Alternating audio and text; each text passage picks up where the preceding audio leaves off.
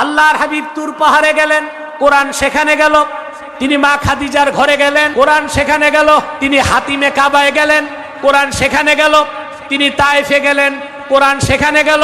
তিনি মদিনা মুনাওয়ারা গেলেন, কোরআন সেখানে গেল। তিনি বদরে গেলেন, খন্দকে গেলেন, হুনাইনে গেলেন, তাবুকে গেলেন। আল্লাহর আখিরি নবী মুহাম্মদ মুস্তাফা সাল্লাল্লাহু আলাইহি ওয়াসাল্লাম ১৫০০ বছর আগে যেখানে গেলেন, আল্লাহর কোরআন আর জিবরিল সেখানেই গেল। বলেন সুবহানাল্লাহ। আরেকটা কথা বলি, পূর্বের নবীদের কাছে এক একজনের কাছে জিবরিল কতবার আসছে? হযরত ঈসার কাছে সবচেয়ে বেশি এসেছে ৪৩০ বারের কিছু বেশি। কোন নবীর কাছে ১০ বার, কারো কাছে ১৫ বার, কারো কাছে ২০ বার, কারো কাছে ২০০ বার, কারো কাছে ৩০০ বার। ঈসার কাছে ৪০০ বারের বেশি। কিন্তু আল্লাহর আখিরি নবী মুহাম্মদ সাল্লাল্লাহু আলাইহি ওয়াসাল্লামের খেদমতে কোরআন নিয়ে জিবরিল এসেছেন ২৪,০০০ বার। আল্লাহু আকবার। কতবার? সুবহানাল্লাহ। সেজন্য ভাইয়েরা, আল্লাহ রাব্বুল আলামিন ৪টা কসম করেছেন, ওয়াত্তিন ওয়াজ্জাইতুন ওয়া তুরি সিনিন। তারপর সবচেয়ে দামি কসম করেছেন আল্লাহ তার হাবিব মুহাম্মদ সাল্লাল্লাহু আলাইহি সাল্লামের মাওলিদ মক্কার কসম, ওয়া হাযাল বালাদিল আমিন। বুঝাইতে পারলাম? কসম শেষ, কসমের পর আসে জওয়াবে কসম। এটা তাফসীরের ভাষায় কি বলে? জওয়াবে কসম। জওয়াবে কসমে আল্লাহ তাআলা বলেন, আমি বসলাম, 1টা ঘন্টা চলে গেছে, আমি ঘড়ির দিকে তাকাই নাই, 1 ঘন্টা চলে গেছে। আর যদি ঘন্টাখানি কষ্ট দেই, কষ্ট হবে আপনাদের? কার কার কষ্ট হবে না হাত তুলে দেখা, হাত লম্বা করেন। আমরা মুনাজাত করে গুনাহ মাফ করে নিষ্পাপ হয়ে বাড়ি যাবো তো ইনশাআল্লাহ? লম্বা করে আল্লাহকে হাত দেখায় দেন, হাত নামান। আল্লাহ কবুল করুক, আল্লাহ মঞ্জুর করুক। বলুন আল্লাহুম্মা আমিন। জওয়াবে কসমে আল্লাহ বলেন, লাকাদ খালাকনাল ইনসানা ফি আহসানি তাকওয়িম। নিশ্চয় আমি মানুষকে সৃষ্টি করেছি সবচেয়ে সুন্দর গঠনে। সুবহানাল্লাহ। আল্লাহর সৃষ্টির মধ্যে সবচেয়ে সুন্দর, জোরে বলতে হবে। আল্লাহর সৃষ্টির মধ্যে সবচেয়ে প্রিয়, আল্লাহর সৃষ্টির মধ্যে সবচেয়ে দামি। মানুষের চেয়ে দামি কোনো সৃষ্টি নাই, মানুষের চেয়ে সুন্দর কোনো সৃষ্টি নাই, মানুষের চেয়ে প্রিয় কোনো সৃষ্টি আল্লাহর কাছে নাই। মর্যাদা বেশি কার? আল্লাহ রাব্বুল আলামিন বলেন, ওয়ালাকাদ কাররামনা বানি আদম ওয়া হামালনাহুম ফিল বাররি ওয়াল বাহরি ওয়া রাযাকনাহুম মিনাত তাইয়্যিবাত। আল্লাহ রাব্বুল আলামিন বলেন, আমি আদম সন্তানদেরকে সম্মানিত করেছি, রেসপেক্টেড করেছি, জল এবং স্থলে তাদের কর্তৃত্ব দিয়েছি। সুবহানাল্লাহ। আর দুনিয়ার সবচেয়ে দামি জিনিসগুলো তাদের জন্য রিজিক বানায় দিয়েছি। জল স্থলে কর্তৃত্ব কাদের? জলের সবচেয়ে বড় প্রাণী কোনটা? শুধু তিমি না, নীল তিমি। একটা নীল তিমির লেজে 7টা হাতি দাঁড়াইতে পারে। সেই জলে কর্তৃত্ব তিমির না মানুষের? স্থলে সবচেয়ে বড় প্রাণী কোনটা? হাতি। হাতির পিঠে মানুষ বসে না মানুষের পিঠে হাতি বসে? কর্তৃত্ব কার? মানুষের না হাতির? সুবহানাল্লাহ। কারণ আল্লাহর সিলেক্টেড ক্রিয়েশন, নির্বাচিত সৃষ্টি হচ্ছে মানুষ। তিনি শখ করে, আদর করে, সবটুকুন সৌন্দর্য দিয়া মানুষ বানাইছেন এবং বলেন, ওয়াসাখখারা লাকুম মা ফিল আরদি জামিয়া। তোমাদেরকে বানাইছি শখ করে, আর সব তৈরি করে তোমাদের কাছে সোপর্দ করে দিয়েছি, সব তোমাদের জন্য। সেজন্য আল্লাহ বলেন, লাকাদ খালাকনাল ইনসানা ফি আহসানি তাকওয়িম। নিশ্চয় আমি মানুষকে সৃষ্টি করেছি সবচেয়ে সুন্দর গঠনে। আকারে, সুরতে, আকৃতিতে। বলেন সুবহানাল্লাহ। মানুষের চেয়ে সুন্দর কোনো সৃষ্টি নাই, মানুষের চেয়ে উত্তম কোনো সৃষ্টি, কিন্তু শর্ত হচ্ছে ওটা মানুষ হইতে হবে। কি হইতে হবে? আমার ভাইয়েরা, আল্লাহ রাব্বুল আলামিন আকাশ ও জমিনে যা কিছু তৈরি করেছেন সব কিছুর ক্ষেত্রে তিনি বলেছেন কোন হও ফায়াকুন, সেটা হয়ে যায়, হয়ে গেছে। কিন্তু আল্লাহ তাআলা তার আদরের সৃষ্টি মানব জাতির আদি পিতা হযরত আদমকে আল্লাহ রাব্বুল আলামিন নিজের হাতে তৈরি করেছেন। আমার কথার পক্ষে হাদিস সহিহ বুখারীতে পাবেন। কাল কিয়ামতের দিন হাসর ময়দানে হিসাব নিকাশ যখন শুরু হবে না, যখন শুরু হবে না, মানুষ শুধু দাঁড়াবে, জাহান্নামের দরজা থাকবে খোলা, মিজানের পাল্লা বন্ধ। মানুষগুলো হাই হুতাশ করে বলবে হায় আফসোস, কতক্ষণ দাঁড়ায় থাকবো। আল্লাহ যদি মিজানের পাল্লাটা চালু করতেন আর যদি জাহান্নামের দরজা বন্ধ করতেন কতই না ভালো হইতো। হিসাব নিকাশের পর তিনি খুলে দিতেন, সমস্যা হইতো না। সব মানুষ হযরত আদমের কাছে যেয়ে বলবেন আনতা আবুন নাস। বুখারী শরীফে হাদিসটি 1 পৃষ্ঠা ব্যাপী। হযরত আদমকে যেয়ে বলবেন আনতা আবুন নাস ওয়া খালাকাকাল্লাহু বিয়াদিহি ইশফা লানা ইলা রাব্বিক। আদম, তুমি মানব জাতির পিতা, আল্লাহ নিজ হাত দিয়া তোমারে বানাইছেন। এটাই হলে আমার পক্ষে দলিল দেবার জন্য বললাম। ইশফা লানা ইলা রাব্বিক, আমাদের জন্য তোমার রবের কাছে সুপারিশ করো। হাদিসটির মূল বক্তব্যটা বলে দিচ্ছি, যদিও সেটা আমার বিষয় না, প্রথম অংশটাই আমার দলিল। বুঝতেছেন? আদম আলাইহিস সালাম সুপারিশ করতে পারবে না, কোনো পয়গম্বর পারবে না। ঈসা আলাইহিস সালাম মানব জাতিকে বলবেন ইরজিউ ইলা নাবিয়্যিল খাতিম মুহাম্মাদিন সাল্লাল্লাহু আলাইহি ওয়াসাল্লাম। কেউ সুপারিশ করতে পারবে না, তোমরা আল্লাহর আখিরি নবী মুহাম্মদ সাল্লাল্লাহু আলাইহি ওয়াসাল্লামের কদমে চলে যাও। আজকে শাফাআতের সমস্ত চাবিকাঠি আল্লাহ ওনার হাতে তুলে দিয়েছেন।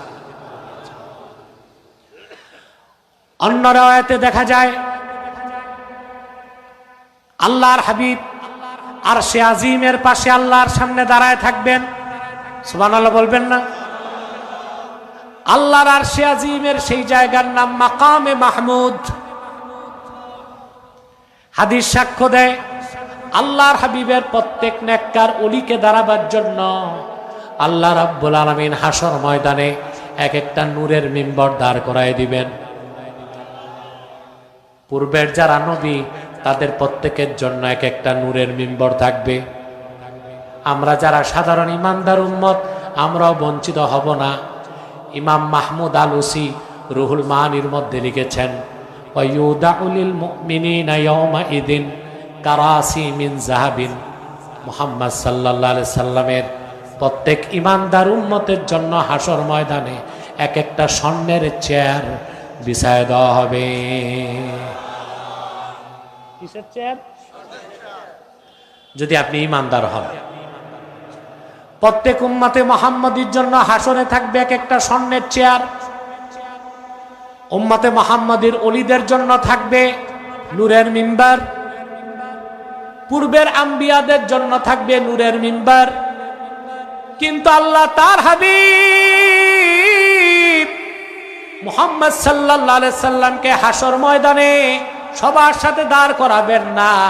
আল্লাহর আরশে ওনার পাশে মাকামে মাহমুদে তার দোস্ত মুহাম্মদ সাল্লাল্লাহু আলাইহি সাল্লামকে দাঁড় করায় দিবে। রাসূলুল্লাহর সামনে থাকবে লেওয়াউল হামদে। আল্লাহু আকবার। রাসূলুল্লাহ সেই পতাকার নিচে আদম থেকে ঈসা পর্যন্ত 1 লক্ষের উপর নবী দাঁড়ায় যাবেন। সুবহানাল্লাহ।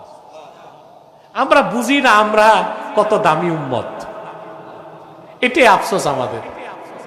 আল্লাহর হাবিব মুহাম্মদ সাল্লাল্লাহু আলাইহি ওয়াসাল্লামের উম্মত হতে পেরেছি, 1 বড় সৌভাগ্য মুসলমান হিসেবে আমাদের আর কিছু হতে পারে পারে পারে আমার ভাইরা, লেওয়াউল হামদে নিচে পয়গম্বরগণ দাঁড়ায় যাবেন। নবীগঞ্জে দেখবেন আল্লাহর হাবিব আল্লাহকে সাজদা করে কান্না করতেছেন। সকল নবী বলবে নাফসি নাফসি, আর সকল নবীগণ দেখবেন রাসূলুল্লাহ বলতেছেন ইয়া রাব্বি হাবলি উম্মতি। এমন সময় আল্লাহ তার হাবিবকে ডেকে বলবেন ইয়া মুহাম্মদ সাল্লাল্লাহু আলাইহি ওয়াসাল্লাম ইরফা রাসাক ফাসাল তুতা ওয়াশফা তুশাফা। হাবিব, আপনার কান্না আমার আর বরদাস্ত হয় না, আপনার নূরের মাথাটা উঠান, আমার কাছে চান, যা চাইবেন তাই পাবেন, সুপারিশ করুন, সব সুপারিশ কবুল হয়ে যাবে। রাসূলুল্লাহ সাজদা থেকে, আল্লাহকে সাজদা করা থেকে মাথা তুলেই বলবেন আল্লাহ হিসাব নিকাশ শুরুর জন্য পাল্লা চালু করো। আল্লাহু আকবার। আল্লাহ মিকাইলকে ডেকে বলবেন মিকাইল, আমার হাবিব বলেছেন পাল্লা চালু করে দাও। আল্লাহর হাবিব বলবেন আল্লাহ তাআলা হিসাব নিকাশ শেষ হবার আগ পর্যন্ত জাহান্নামের দরজা বন্ধ রাখো, এই বিকট আওয়াজ হলে হিসাব তো কেউ দিতে পারবে না। আল্লাহ মালিক ফেরেশতাকে বলবেন রে মালিক, আমার হাবিব যেহেতু বলেছেন দরজা বন্ধ করে দাও। সুবহানাল্লাহ বলবেন। এই হাদিসের শুরুর লাইনেই আমার কথার পক্ষে দলিল আছে। মানব জাতি আদমকে বলবেন আনতা আবুন নাস, তুমি মানব জাতির পিতা। ওয়া খালাকাকাল্লাহু বিয়াদিহি, আল্লাহ তোমাকে নিজ হাতে তৈরি করেছেন। এবার জবাবটা পেয়েছেন, সবচেয়ে সুন্দর সৃষ্টি কেন মানুষ? সব আল্লাহ তৈরি করেছেন কোন বলে, আর আদমকে তৈরি করেছেন আল্লাহ নিজের হাতে।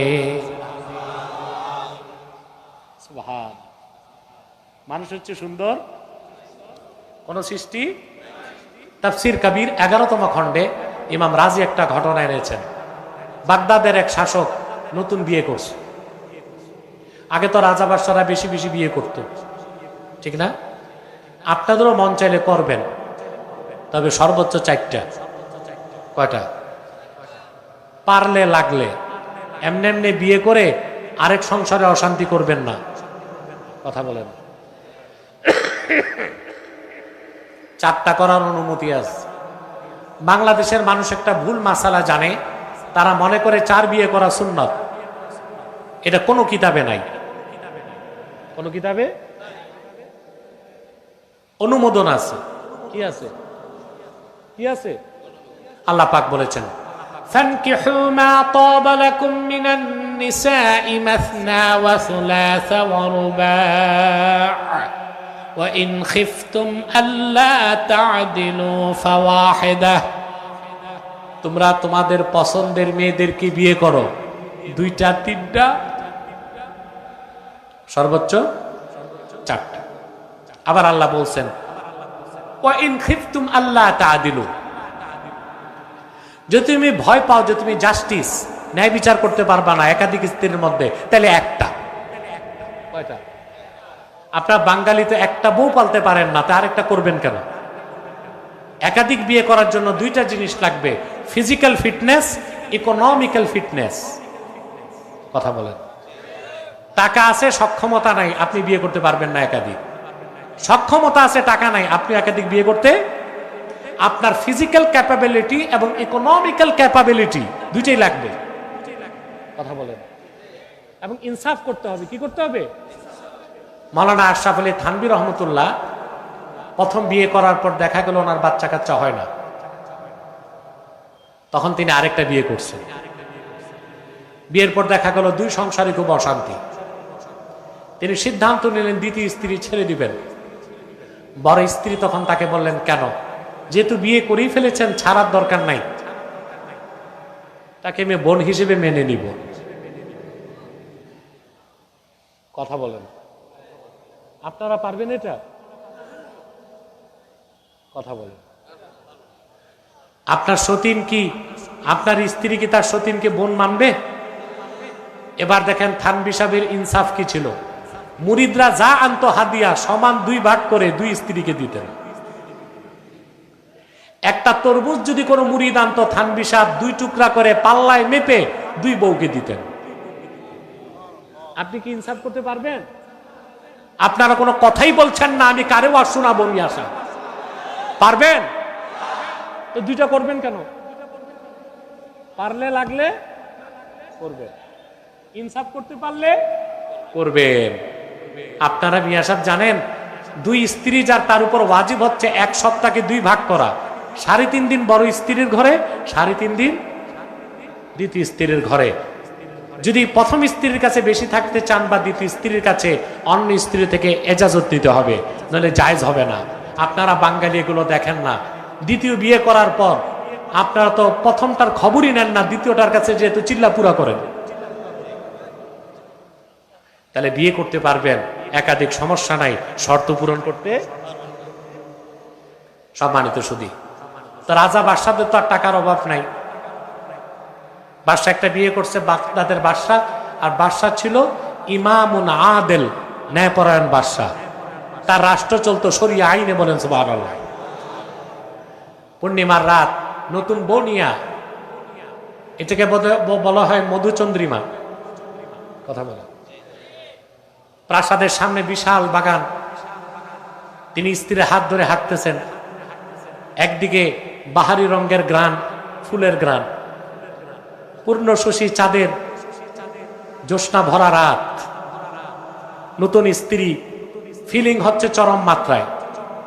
স্ত্রীর সৌন্দর্য অভিভূত হয়ে বলে ফেললো, লাউলাম তাকুনি আহসানা মিনাল কমার ফাআনতে কাজা। স্ত্রী, তুমি যদি চাঁদ থেকেও সুন্দরী না হও তো তুমি এইটা।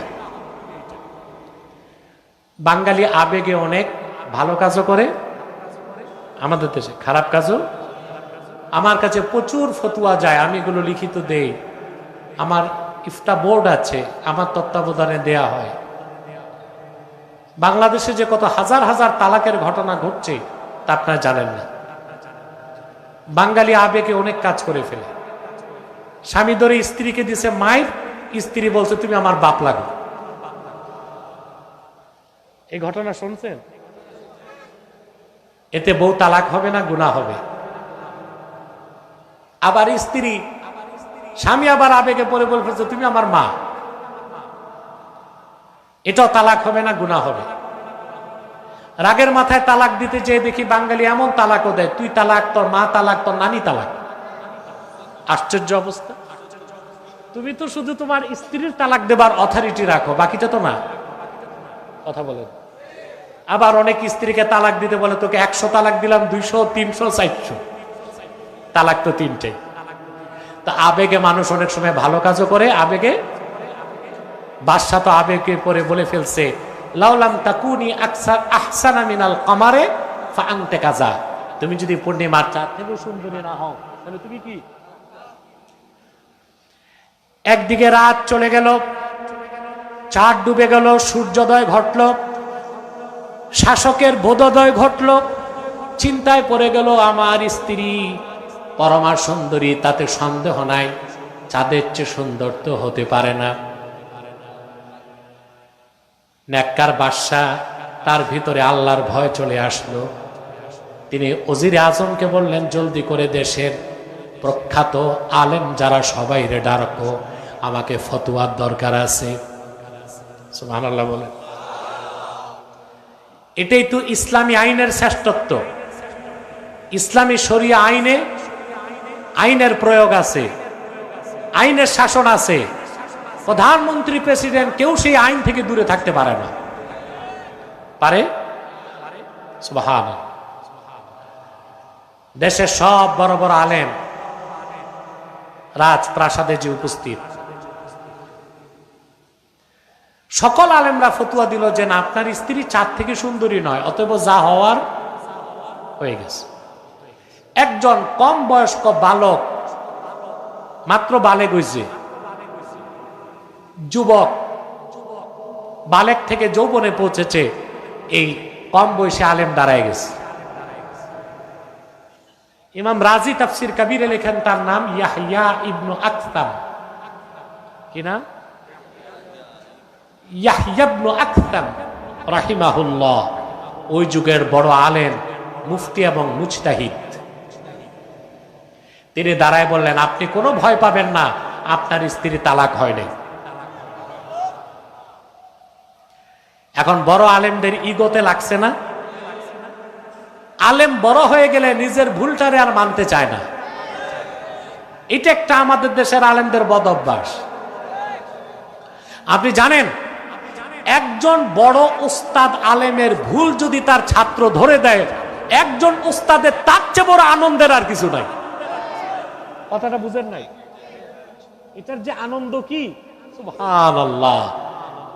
একজন হক্কানি আলেম তার ভুল যদি তারই ছাত্র ধরে দেয় তো সে আনন্দ পায়, যেহেতু আমার শিখানো ছাত্র আমার ভুল ধরছে, অন্য কেউ তো ধরে নাই। শিক্ষকের এর চেয়ে বড় আনন্দ, সুবহানাল্লাহ। এখন বড় আলেমদের ইগোতে লাগছে, আমরা বলি তালাক হয়েছে আর বাচ্চা কয় তালাক হয়নি। সবাই তারা বলল, হাল খালাফতা শুয়ুখাক, তুমি কি তোমার উস্তাদদের বিরোধিতা করো নাকি? তোমার এলেম বেশি না আমাদের এলেম বেশি?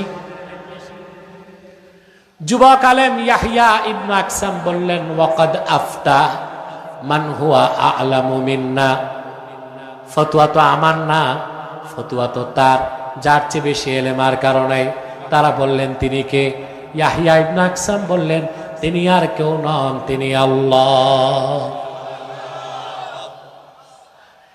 আলেমেরা বলল, দলিল দাও। তখন ইয়াহইয়া ইবনে আকসাম পড়তে লাগলেন, ওয়াত্তিনি ওয়াজ্জাইতুনি ওয়া তুরি সিনিনা ওয়া হাদাল বালাদিল আমিন লাকাদ খালাকনাল ইনসানা ফি আহসানি তাকওয়িম।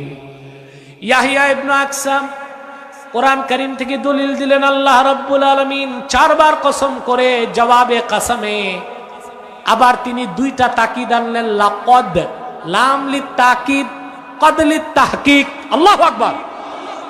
4 বার কসম করে জবাবে কাসামে আল্লাহ তাকিদের জন্য লাম আনলেন, তাহকিকের জন্য কদ আনলেন, আবার আফআলুত তাফজিল থেকে আহসান সিগা ব্যবহার করলেন। লাকাদ খালাকনাল ইনসানা ফি আহসানি তাকওয়িম, নিশ্চয়ই কোনো সন্দেহ নাই আমি মানুষকে সবচেয়ে সুন্দর আকারে সৃষ্টি করেছি। তাহলে আল্লাহর কথা অনুযায়ী পূর্ণিমার চাঁদ, মধ্যাহ্নের দিবাকর সূর্য আর বাগানের ফুটন্ত গোলাপ সব কিছুর চেয়ে সুন্দর হলো আল্লাহর শ্রেষ্ঠ সৃষ্টি মানুষ।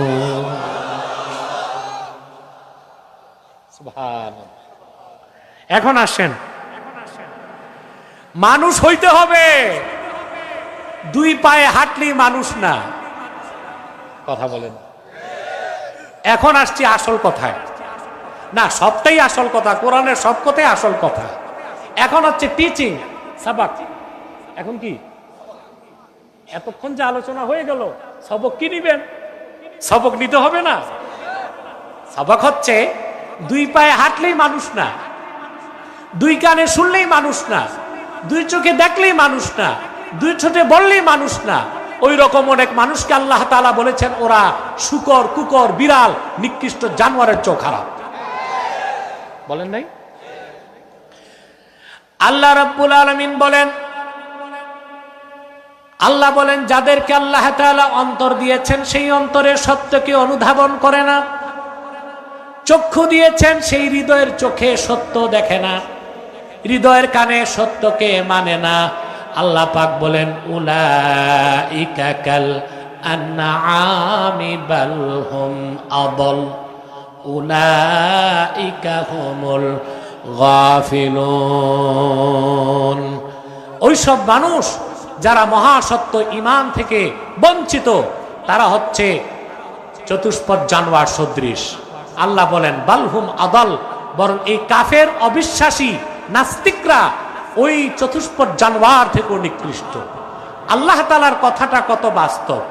আপনি দেখুন, একটা বিড়ালকে আপনি দুধ খাওয়াবেন কয়েকদিন, এই বিড়াল আপনাকে পাহারা দিবে। কথা বলেন, দেয় না? একটা কুকুরকে আপনারা হাড্ডি চুষতে দেন, ও রাতে দাঁড়ায় চোর পাহারা দেয়। একটা গরু বা গাভীরে কি খেতে দেন আপনারা? পোলাও চালের ভাত, সোনা মুগের ডাল, টাকি মাছের ভর্তা, কি খেতে দেন? খড়, ভুসি, তুষি। কিন্তু এই গাভীটা আপনার কথা শুনে, আপনার আনুগত্য মানে। আপনি দুধ দহন করতে যান, সব দুধ দিয়ে দেয়, বাছুরের দুধটাও নিয়ে নেন, একটা লাথিও মারে না। একটা বলদ নিয়ে হাল চষতে যান, আপনি বলেন হাট, বলদ হাটে। আপনি বলেন থাম, বলদ থামে। সামান্য একটা কুকুর, নিকৃষ্ট কুকুর কিংবা বিড়াল কিংবা গাভী, সামান্য কৃতজ্ঞতার কারণে আপনাকে মালিক মেনে নেয়। কিন্তু কাফের মুশরিক নাস্তিক তো সেই অবাধ্য প্রাণী। আল্লাহর আকাশের নিচে থাকে, আল্লাহর জমিনে হাঁটে, আল্লাহর অক্সিজেন নেয়, আল্লাহর দেওয়া রিজিক খায়, আল্লাহকে মানে না। সেজন্য দুই পায়ে হাঁটলে, দুই কানে শুনলে, দুই চোখে দেখলে আর কথা বললে মানুষ হওয়া যায় না। ইনসান হবার জন্য অবশ্যই ঈমান লাগবে, আমল লাগবে। এজন্য আল্লাহ তাআলা বলেছেন, ইল্লাল্লাযীনা আমানু লাকাদ খালাকনাল ইনসানা ফি আহসানি তাকওয়িম। মানুষকে আমি সৃষ্টি করেছি সুন্দর সূরতে, সুম্মা রাদাদনাহু আসফালা সাফিলিন।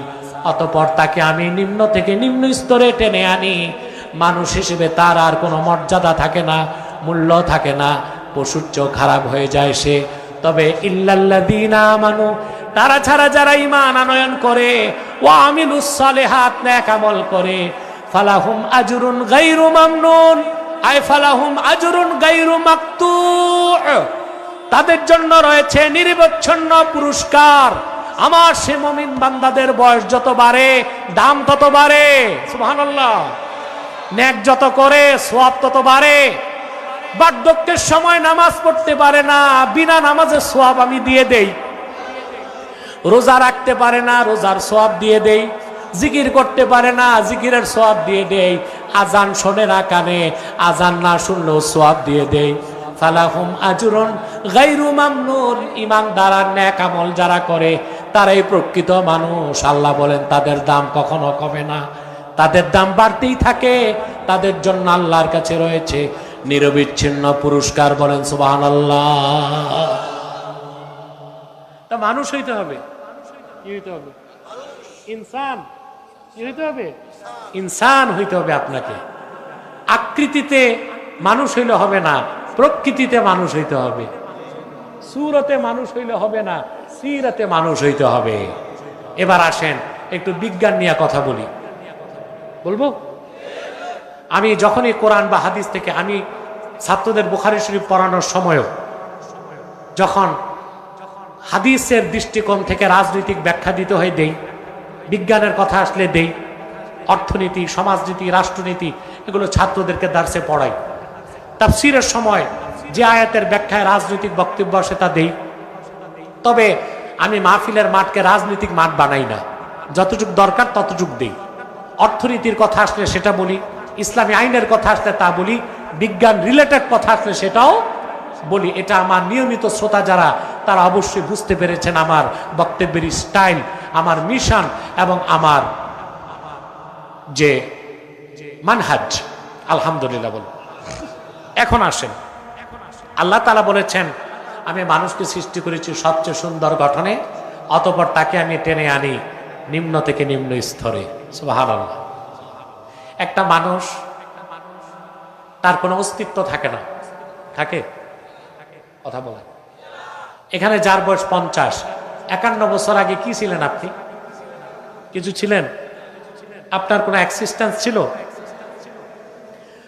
আল্লাহ রাব্বুল আলামিন বলেন, হাল আতা আলাল ইনসানি হিনুম মিনাদ দাহরি লাম ইয়াকুন শাইআম মাযকুরা। মানুষের জীবনে এমন একটা মুহূর্ত কি আসে নাই, মানুষটা উল্লেখযোগ্য কিছুই ছিল না, তার নাম ছিল না, দেহ ছিল না, আকার ছিল না, আকৃতি ছিল না। ইন্না খালাকনাল ইনসানা মিন নুতফাতিন আমশাজ। যে মানুষটার কোনো অস্তিত্ব ছিল না, তাকে আমি সৃষ্টি করেছি তার পিতার বীর্য আর তার মায়ের বীর্যের মিশ্রণ থেকে। ঠিক না? আপনি কিছুই ছিলেন না, আপনার পিতার এক ফোঁটা বীর্য আর আপনার মায়ের এক ফোঁটা বীর্য, শুক্রাণু আর ডিম্বাণু দিয়া আল্লাহ তাআলা মায়ের পেটে আপনাকে সৃষ্টি করছেন। ঠিক না? 10 মাস 10 দিন পর আপনি পৃথিবীতে এসেছেন। আসার পর আল্লাহ আপনার রিজিকের ব্যবস্থা করছেন, আপনি খান, ধীরে ধীরে বড় হয়েছেন। ঠিক না? একই পরিবারে একই সংসারে দাদা খায়, বাবা খায়, মা খায়, নাতি খায়, একই ক্ষেতের চাল, একই চুলার রান্না, একই হাড়ির ভাত। ছোট্ট বাচ্চাটা ধীরে ধীরে কিশোর থেকে যুবক হয়, যুবকটা ধীরে ধীরে পৌর হয়, পৌরটা ধীরে ধীরে বৃদ্ধ হয়। সুবহানাল্লাহ। কেন? একই ক্ষেতের চাল, একই হাড়ির রান্না, একই ঘরে একসাথে সবাই খাচ্ছে, কিন্তু দৈহিক পরিবর্তন কেন? কারো দেহ বাড়ে, কারো দেহ কমে। যে দাদা, সে বৃদ্ধ হতে হতে এক সময় তার চোখের পাওয়ার চলে যায়, কানে সে বয়রা হয়ে যায়, চুলগুলো তার পড়ে যায়, চামড়া কুচকে যায়, দাঁতগুলো পড়ে যায়, মেরুদণ্ডটা ধনুকের মতো বাঁকা হয়ে যায়, ধীরে ধীরে সে ধ্বংসের দিকে চলে যায়। অপরদিকে ছোট্ট বাচ্চাটা সে তার যৌবনের দিকে আগায় যায়। সুবহানাল্লাহ বলেন। এখানে আল্লাহর বিরাট একটা কুদরত রয়েছে, যে কুদরতের কাছে আজকের মডার্ন সায়েন্স মস্তক নত করে দিয়েছে। বিজ্ঞান দেখেছে জন্মের পর থেকে 28 বছর বয়স পর্যন্ত মানুষ বাড়ে। কত বছর? তার মাথার করটি, হাড় হাড্ডি এগুলো শক্তপোক্ত হয়, তার দেহকোষ শুধু বাড়ে। তখন চলে কনস্ট্রাকটিভ সিস্টেম, গঠনমূলক কাজ। 28 থেকে 40-এর দিকে যখন মানুষ যায় এটা কমতে থাকে, 40-এর পর আর বাড়ে না, তখন শুরু হয় ডিস্ট্রাকটিভ সিস্টেম, অর্থাৎ ক্ষয় হতে শুরু করে। বিজ্ঞানের ভাষায় এটার নাম উপচিতি, আরেকটার নাম অপচিতি। যখন দেহ বাড়ে ওইটাকে বলা হয় উপচিতি, আর দেহ যখন আর বাড়ে না, কমের দিকে যায়, ওইটাকে বলা হয় কি? অপচিতি। এই সিস্টেমটা কার হাতে? সুবহানাল্লাহ বলবেন না? সেজন্য শিশু বাচ্চা যত খায় তার দৈহিক সৌষ্ঠব বাড়তে থাকে, বৃদ্ধ মানুষ যত খায় তার বয়স কমে না, বাড়তে থাকে, তার দেহটা ক্ষয় হতে থাকে। একটা সময় আসে যখন সে আর চোখে দেখে না, কানে শোনে না, মাথা তার কাজ করে না। ঠিক কিনা বলেন? ওই রকম একটা মানুষ যদি বেঈমান হয়, বার্ধক্যের শেষ সীমায় পৌঁছে যায়, ওই মানুষটার মধ্যে আর একটা ইতর প্রাণীর মধ্যে কোনো পার্থক্য থাকে না। ব্যতিক্রম হচ্ছে মুমিন। আল্লাহ বলেন ইল্লাল্লাযীনা আমানু ওয়া আমিলুস সালিহাত, তারা ছাড়া যারা ঈমান এনেছে, নেক আমল করেছে, আল্লাহ বলেন তাদের দাম আমি কমতে দেই না। সারা জীবন তারা ঈমানকে সিনায় লালন করে নেক আমল করে গিয়েছে আমি আল্লাহর ভয়তে, আমার মহব্বতে। সেই জন্য বার্ধক্যের সময় আমার বান্দা যখন আর আজান শোনে না, নামাজ পড়তে পারে না, নামাজ না পড়লেও আমি পেনশন হিসেবে তার নামাজের সওয়াব তার আমল নামায় ট্রান্সফার করে দেই। আরো জোরে সুবহানাল্লাহ বলেন। রোজা রাখতে পারে না বার্ধক্যের কারণে, আমি তারে রোজার সওয়াব দিয়ে দেই। আজান শোনে না, না শুনলেও আজান শোনার সওয়াব দিয়ে দেই। কোরআন তেলাওয়াত করতে পারে না, আগে করতে হবে, কোরআন তেলাওয়াতের সওয়াব দিয়ে দেই। সেজন্য আল্লাহ বলেছেন যার ঈমান ঠিক, আমল ঠিক, বার্ধক্যের সময় সে মানুষ হিসেবে তার দাম বাড়তে থাকে, কিন্তু যার ঈমান নাই, আমল নাই, সে পশুর মতো নিকৃষ্ট হয়ে যায়। তাহলে আমাদের কাজ হচ্ছে ঈমানকে আনতে হবে, নেক আমল করতে হবে, বার্ধক্যের সময় না, যৌবনকাল থেকে। আগে চাকরি, তারপরে বোনাস, তারপরে পেনশন। কথা বলেন। আপনি যদি যৌবনকাল থেকে ঈমানের সাথে নামাজ রোজা করেন, নেক আমল করেন, হক হালালিতে চলেন, বার্ধক্যের সময় নামাজ রোজা করতে পারবেন না, আল্লাহ আপনাকে পেনশন দিবেন। কিন্তু আপনি চাকরি নিলেন 70-এর পরে, হ্যাঁ, তো পেনশন কবে নেবেন? আমার দেশের লোক নামাজ ধরে বয়স 50 পার হইলে, আর হজ করতে যায় বয়স 70 পার হইলে। ঠিক না বলেন? তাহলে আমরা ঈমানটা ঠিক করব, নেক আমল করে যাব, পারবো তো ইনশাআল্লাহ। এরপরে আল্লাহ তাআলা বলেন ফামা ইউকাযযিবুকা বা'দু বিদ্দীন। আল্লাহর এত বড় কুদরত দেখার পরে তার মানে যে মানুষের অস্তিত্ব থাকে না, আল্লাহ তার অস্তিত্ব দিয়া কিশোর বানান, যুবক বানান, পৌর বানান, বৃদ্ধ বানান, তারপর মৃত্যুর দিকে ঠেলে নিয়ে যান। এই মহান কুদরতের মালিক যিনি, সেই আল্লাহ হাসর ময়দানে আবার মানুষদেরকে জিন্দা করবেন। কোন জিনিস তোমার এত অস্বীকার করায়? সুযোগ আছে অস্বীকারের? যিনি প্রথমবার আমাদের বানালেন, মৃত্যু দিয়ে আবার তিনি আমাদের হাসরে বানাতে পারবেন না? ওইটা ওনার জন্য কঠিন না সহজ? ছেড়ে বলেন। অতএব কোনো বিবেকবান সুস্থ মানুষ পরকালকে অস্বীকার করতে পারে না। এটা আল্লাহর পক্ষে একদম সহজ। একদম কি? আল্লাহ রাব্বুল আলামিন বলেন, আলাম ইয়াকুনু তুফাতাম মিন মানিয়্যুমনা থুম্মা কানা আলাকাতান ফাখালাকা ফাসাওয়া ফাজআলা মিনহু الزوجين الذكر والأنثى أليس ذلك بقادر على أن يحيي الموتى। আল্লাহ পাক বলেন, মানুষটা কি এক ফোঁটা প্রক্ষিপ্ত বীর্যের ফোঁটা ছিল না? কথা বলে না। আল্লাহ বলেন, অতঃপর আল্লাহ রাব্বুল আলামিন এই প্রক্ষিপ্ত বীর্যের ফোঁটাকে রক্তপিণ্ড বানিয়েছেন, গোশতপিণ্ড বানিয়েছেন, হাড় হাড্ডি দিয়া সমতা নির্ধারণ করেছেন। কাউকে ছেলে বানাইছেন, কাউকে মেয়ে বানিয়েছেন। এই জটিল কাজ যে আল্লাহর পক্ষে সহজ, আবার মৃত্যুর পর হাসর ময়দানে সে আল্লাহ রাব্বুল আলামিনকে মানুষকে তৈরি করতে পারবেন না? পারবেন? আমরা পরকালকে বিশ্বাস করি। সূরা ৩ আল্লাহ তাআলা তার কুদরতকে তুলে ধরেছেন, যিনি অস্তিত্বহীনকে অস্তিত্ব দেন, যিনি প্রথমবার মানুষকে সৃষ্টি করলেন, কোনো মেসাল ছিল না, স্যাম্পল ছিল না, মডেল ছিল না। মৃত্যুর পর আবার এই মানুষটাকে তিনি হাসর ময়দানে তৈরি করতে পারবেন কিনা বলেন। এরপর আল্লাহ তাআলা বলেন, আলাইসাল্লাহু বিআহকামিল হাকিমিন। আল্লাহ তাআলা কি সর্বোত্তম সর্বশ্রেষ্ঠ বিচারক নন? আল্লাহর বিচারের চেয়ে সুন্দর বিচার হবে? কথা বলে না। কেউ করতে পারবে? দেখেন আল্লাহর বিচার কত সুন্দর হবে। তিনি সর্বময় ক্ষমতার মালিক, কিন্তু তিনি সাক্ষ্য ছাড়া, এভিডেন্স ছাড়া কোনো বিচার করবেন? কথা বলে না। আমরা আমাদের সমাজে মিথ্যা সাক্ষী দিয়ে বিচার করি না? তা আসল বিচার হবে কই? জোরে বলতে হবে। কারণ ওই বিচার করবেন কে? আহকামুল হাকিমিন। আহকামুল হাকিমিন। আল্লাহ রাব্বুল আলামিনের বিচারে কতটা ট্রান্সপারেন্সি থাকবে, কতটা স্বচ্ছতা থাকবে দেখুন। আল্লাহ তাআলা বিচারের আগে আমলনামা হাতে দিবেন। অবিশ্বাসীদের পক্ষ থেকে আল্লাহর কাছে বলা হবে, আল্লাহ কিরামান কাতিবিন, কিছু বাড়াইছে কমাইছে, নাউজুবিল্লাহ বলবেন না। আল্লাহ তাআলা জুলুম করবেন না। আল্লাহ তাআলা প্রতিটা মানুষের হাত আর পায়ের জবান খুলে দিবেন। আল্লাহ পাক বলেন, আল-ইয়াওমা নাখতিমু আলা আফওয়াহিহিম ওয়া তুকাল্লিমুনা আইদিহিম ওয়া তাশহাদু আরজুলুহুম বিমা কানু ইয়াকসিবুন। আল্লাহ রাব্বুল আলামিন বলেন, আজ আমি সেই কিয়ামতের দিন মানুষের মুখ সমূহের মধ্যে আমি সিল মেরে দিব, আর হাতগুলো আমার সঙ্গে কথা বলবে, পাগুলো সাক্ষ্য দিবে।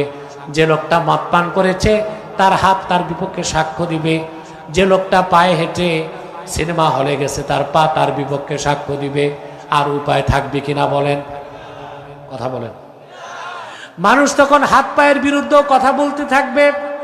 আল্লাহ পাক বলেন, তখন মানুষ সমস্ত কাজ করেছে যে জমিনের উপর, সেই জমিনের জবান আল্লাহ খুলে দিবেন। আল্লাহ পাক বলেন, ইযা যুলজিলাতিল আরদু জিলজালাহা ওয়া আখরাজাতিল আরদু আথকালাহা ওয়া ক্বালাল ইনসানু মা লাহা ইয়াওমাইযিন তুহাদ্দিসু আখবারাহা বিআন্না রাব্বাকা أوحى لها প্রচন্ড কম্পনে ভূপৃষ্ঠ যখন প্রকম্পিত হয়ে যাবে, সুবহানাল্লাহ বলেন, আর জমিন যখন তার সমস্ত ভারী জিনিস বের করে দিবে, সুবহানাল্লাহ। وقال الانسان ما لها, মানুষ বলবে মাটির হলো কি, يومئذ تحدث اخبارها, জমিন মানুষের সমস্ত রেকর্ড আল্লাহর কাছে ফাঁস করতে থাকবে। এখন নাস্তিকদের পক্ষ থেকে একটা প্রশ্ন আসতে পারে, মাটির তো ব্রেন নাই, মুখ নাই, কান নাই, কথা মুখস্থ রাখবে কেমনে, কথা দেখবে কেমনে, আর আল্লাহর কাছে বলবে কেমনে? কথা বলে। আরে ভাই, ওই যে দেখেন ভিডিও চলতেছে, কথা বলেন, এটার ব্রেন আছে, কান আছে, মুখ আছে, জিহ্বা আছে। বিজ্ঞানীরা এই ভিডিওটা বানাইছে যা দিয়া, সব তো মাটির নিচ থেকেই আসছে। কথা বলেন।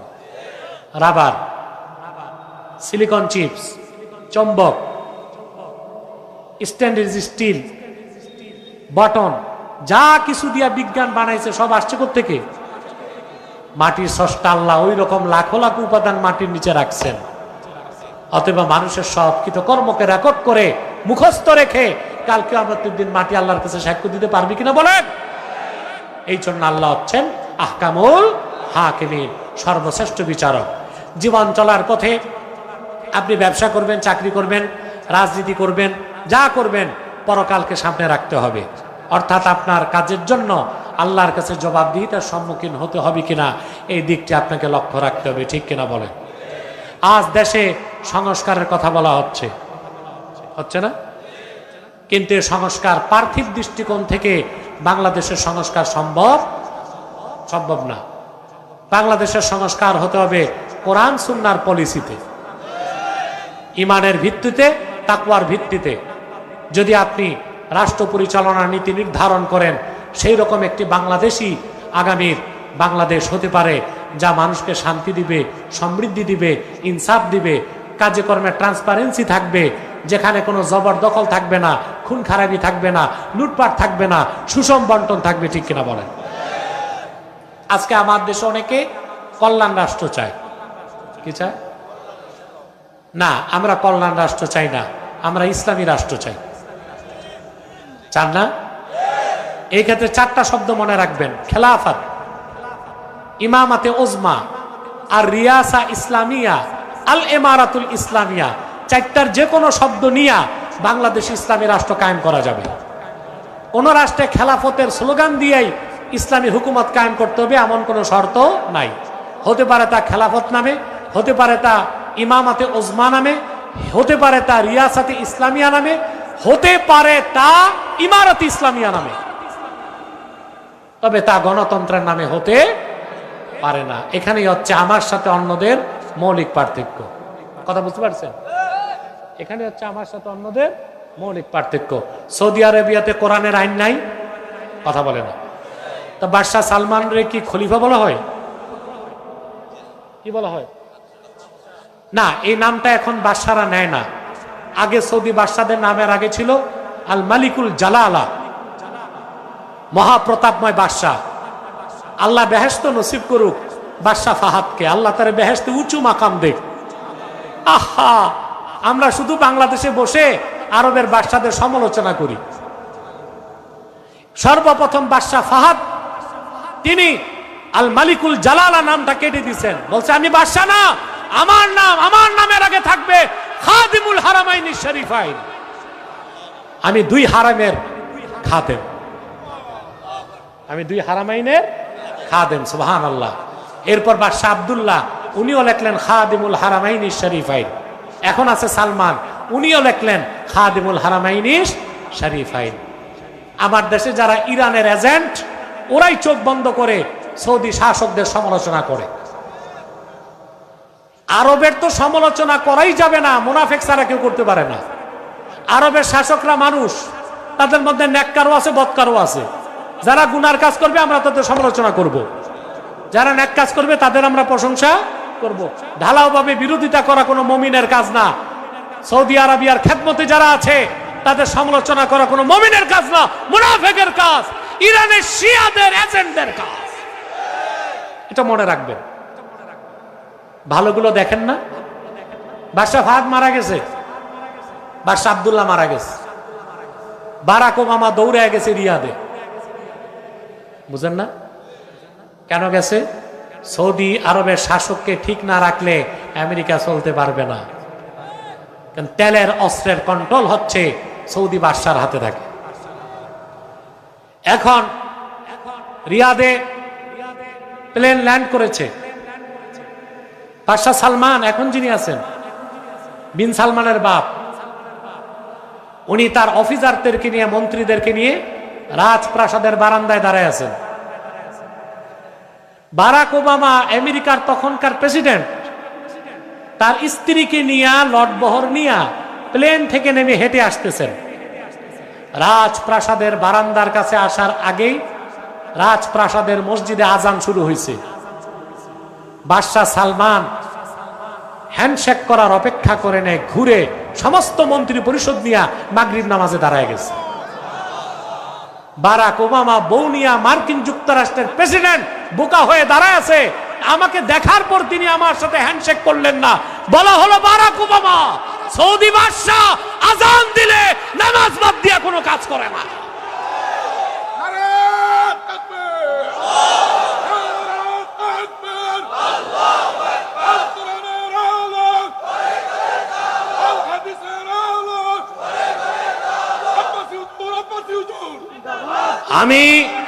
আমি হৃদয় থেকে সালমানের জন্য দোয়া করি, পূর্ববর্তী খলিফাদের চরিত্রের অনুসরণটা তিনি করেন। আর আমার দেশে বারাক ওবামা আসুক, এটা তো নাই। এখন আছে ড্রাম না ট্রাম, ট্রাম ট্রাম। এ যদি আসে তো দেখবেন মন্ত্রী এমপি তো দূরে থাক, অনেক মৌলভী সাহেবের কুর্তা ঠিক থাকবে না, ঠিক কিনা? মিয়া সাহেব সমালোচনার আগে নিজেরা মানুষ হন। তো বলছিলাম, সৌদি আরবের বাদশাকে খলিফা বলা হয়। সৌদি আরবে তো কোরআনের আইনে দেশ চলে, সৌদি আরবিয়া চলে কোরআন সুন্নাহর আইনে। তারা কি খেলাফত বলে? কথা বলে না। কোরআন সুন্নাহর আইনে সৌদি আরবিয়া চলে, খেলাফত নামটা তারা নেয় না। আফগানিস্তান চলতেছে কোরআন সুন্নাহর আইনে, তারাও খেলাফত বলতেছে না, বলতেছে ইমারাতুল ইসলামিয়া। কি বলতেছে? তার মানে চারটা শব্দ সমার্থক: খিলাফা, ইমামাতে উজমা, রিয়াসা ইসলামিয়া, ইমারাতুল ইসলামিয়া। যে কোনো একটা নামে, একটা ব্যানারে বাংলাদেশ কোরআন সুন্নাহর আইনে চলবে, এটি আমাদের স্বপ্ন এবং প্রত্যাশা। আমরা ওই সাতার ওয়েলফেয়ার স্টেট, কল্যাণ রাষ্ট্র চাই না, কারণ পৃথিবীর কোথাও কল্যাণ রাষ্ট্র মানুষকে মুক্তি দিতে পারে না। আসেন, আটলান্টিকের ওপারে most popular welfare state is Canada. সবচেয়ে নাম করা কল্যাণ রাষ্ট্রের নাম কি? কানাডা। 2024 সালে কানাডাতে 1 লক্ষ গাড়ি চুরি হয়েছে। 23-24 এক বছরে কত? এটা আমার কথা না, ইন্টারন্যাশনাল মিডিয়াতে এসেছে। পৃথিবীতে 137টা দেশে জরিপ করে দেখা গেছে যে 10টা দেশে সবচেয়ে বেশি গাড়ি চুরি হয়, ওর মধ্যে হচ্ছে কানাডা একটা, যেখানে 23 থেকে 24 সালে এক বছরে 1 লক্ষ গাড়ি চুরি হয়েছে। এই দিক থেকে কানাডার থেকে আমরা বাঙালি উপরে আছি। আমাদের দেশে এত গাড়ি চুরি, এটা হচ্ছে আটলান্টিকের ওপারে। আসেন, প্রশান্তের ওপারে ব্রিটেন। কি 22 সালে আমি ব্রিটেন সফরে গেছিলাম। 7টা প্রোগ্রাম ছিল, 4টা করতে পেরেছি। বাকি ব্রিটেনের ইতিহাসে কোন স্কলার বা আলেম যাওয়ার কারণে কাফের মুশরিক, বেঈমান আর ইহুদিরা এত বাধা দেয় নাই আমাকে যত বাধা দিচ্ছে। দেখছেন না এগুলো? আপনারা জানেন না ব্রেক্সিট আন্দোলন হয়েছে? ব্রেক্সিট অর্থাৎ ইউরোপীয় ইউনিয়ন থেকে ব্রিটেনকে কি করছে? বের করছে। এই আন্দোলনের নেতৃত্ব দিয়েছে ইহুদি নেতা নাইজেল ফারাজ। সে সিএনএ তে নিউজ প্রেজেন্টার। শুধু ব্রিটেনে আমি প্রোগ্রাম করতে না পারি সেজন্য 23টা সংবাদ করছে সে। 4টা করছি আল্লাহর রহমত। একটা প্রোগ্রাম ছিল লন্ডনে, সবচেয়ে বড়, সেন্ট্রাল লন্ডনে। এই প্রোগ্রামটা আমাকে করতে দেয় নাই। সে লন্ডন পুলিশকে বলেছে আব্বাসি যদি লন্ডন আসে লং মার্চ করব। ব্রিটেন পুলিশের রিকোয়েস্টে সেই প্রোগ্রামটা ক্যান্সেল করে আমি দেশে এসেছি। আমি ব্রিটেন ঘুরে দেখেছি, বলে কল্যাণ রাষ্ট্র। রাত 2টার সময় আমি টেমস নদীর উপর একটা ব্রিজ আছে জানেন, হাঁটতেছি। চীনে বের হই না, বাঙালিরা তো চীনে ফেলে, বুঝেন না? তো হুজুরদের দোষ তো বেশি, বলবে হুজুরও ঘুরতেছে। এখন দেশ ঘোরা তো আর সমস্যা নাই, কথা বলে না। প্রোগ্রাম তো ওখানে দিনে করেছি, রাতে করেছি, গভীর রাতে তো প্রোগ্রাম নাই। আমি ট্যাম্পস নদীতে হাঁটতেছি, ট্যাম্পস নদীর উপর ব্রিজে, এখন গাড়ির ভিতরে মোবাইল রেখে নামবো, আমাকে লোকজন বলতেছে যে না মোবাইলটা নিয়ে নেন। বললো কেন? বলে এখানে এমন মদ্যপ মাতালো আছে, গাড়ির গ্লাস ভেঙ্গি ভিতর থেকে মোবাইল নিয়ে নিবে। আমি বললাম এইরকম চোর বাংলাদেশের গুলিস্তানও নাই। ব্রিটেন একটা কল্যাণ রাষ্ট্র, কি রাষ্ট্র? আসেন, সবচেয়ে কাছে আমাদের সিঙ্গাপুর। ঢাকা এয়ারপোর্ট থেকে যদি প্লেনে উঠেন আপনি 3.5 ঘন্টায় চাঙ্গি এয়ারপোর্ট যেতে পারবেন, এত কাছে। কিন্তু বলা হয় most richest and cleanest state in south Asia, দক্ষিণ পূর্ব এশিয়ার সবচেয়ে ধনী আর পরিষ্কার একটা দেশ হচ্ছে সিঙ্গাপুর। আমি বহুবার গেছি, বাংলাদেশের কোনো মৌলবী এতবার সিঙ্গাপুর প্রোগ্রাম করতে যায় নাই আমি যতবার গেছি।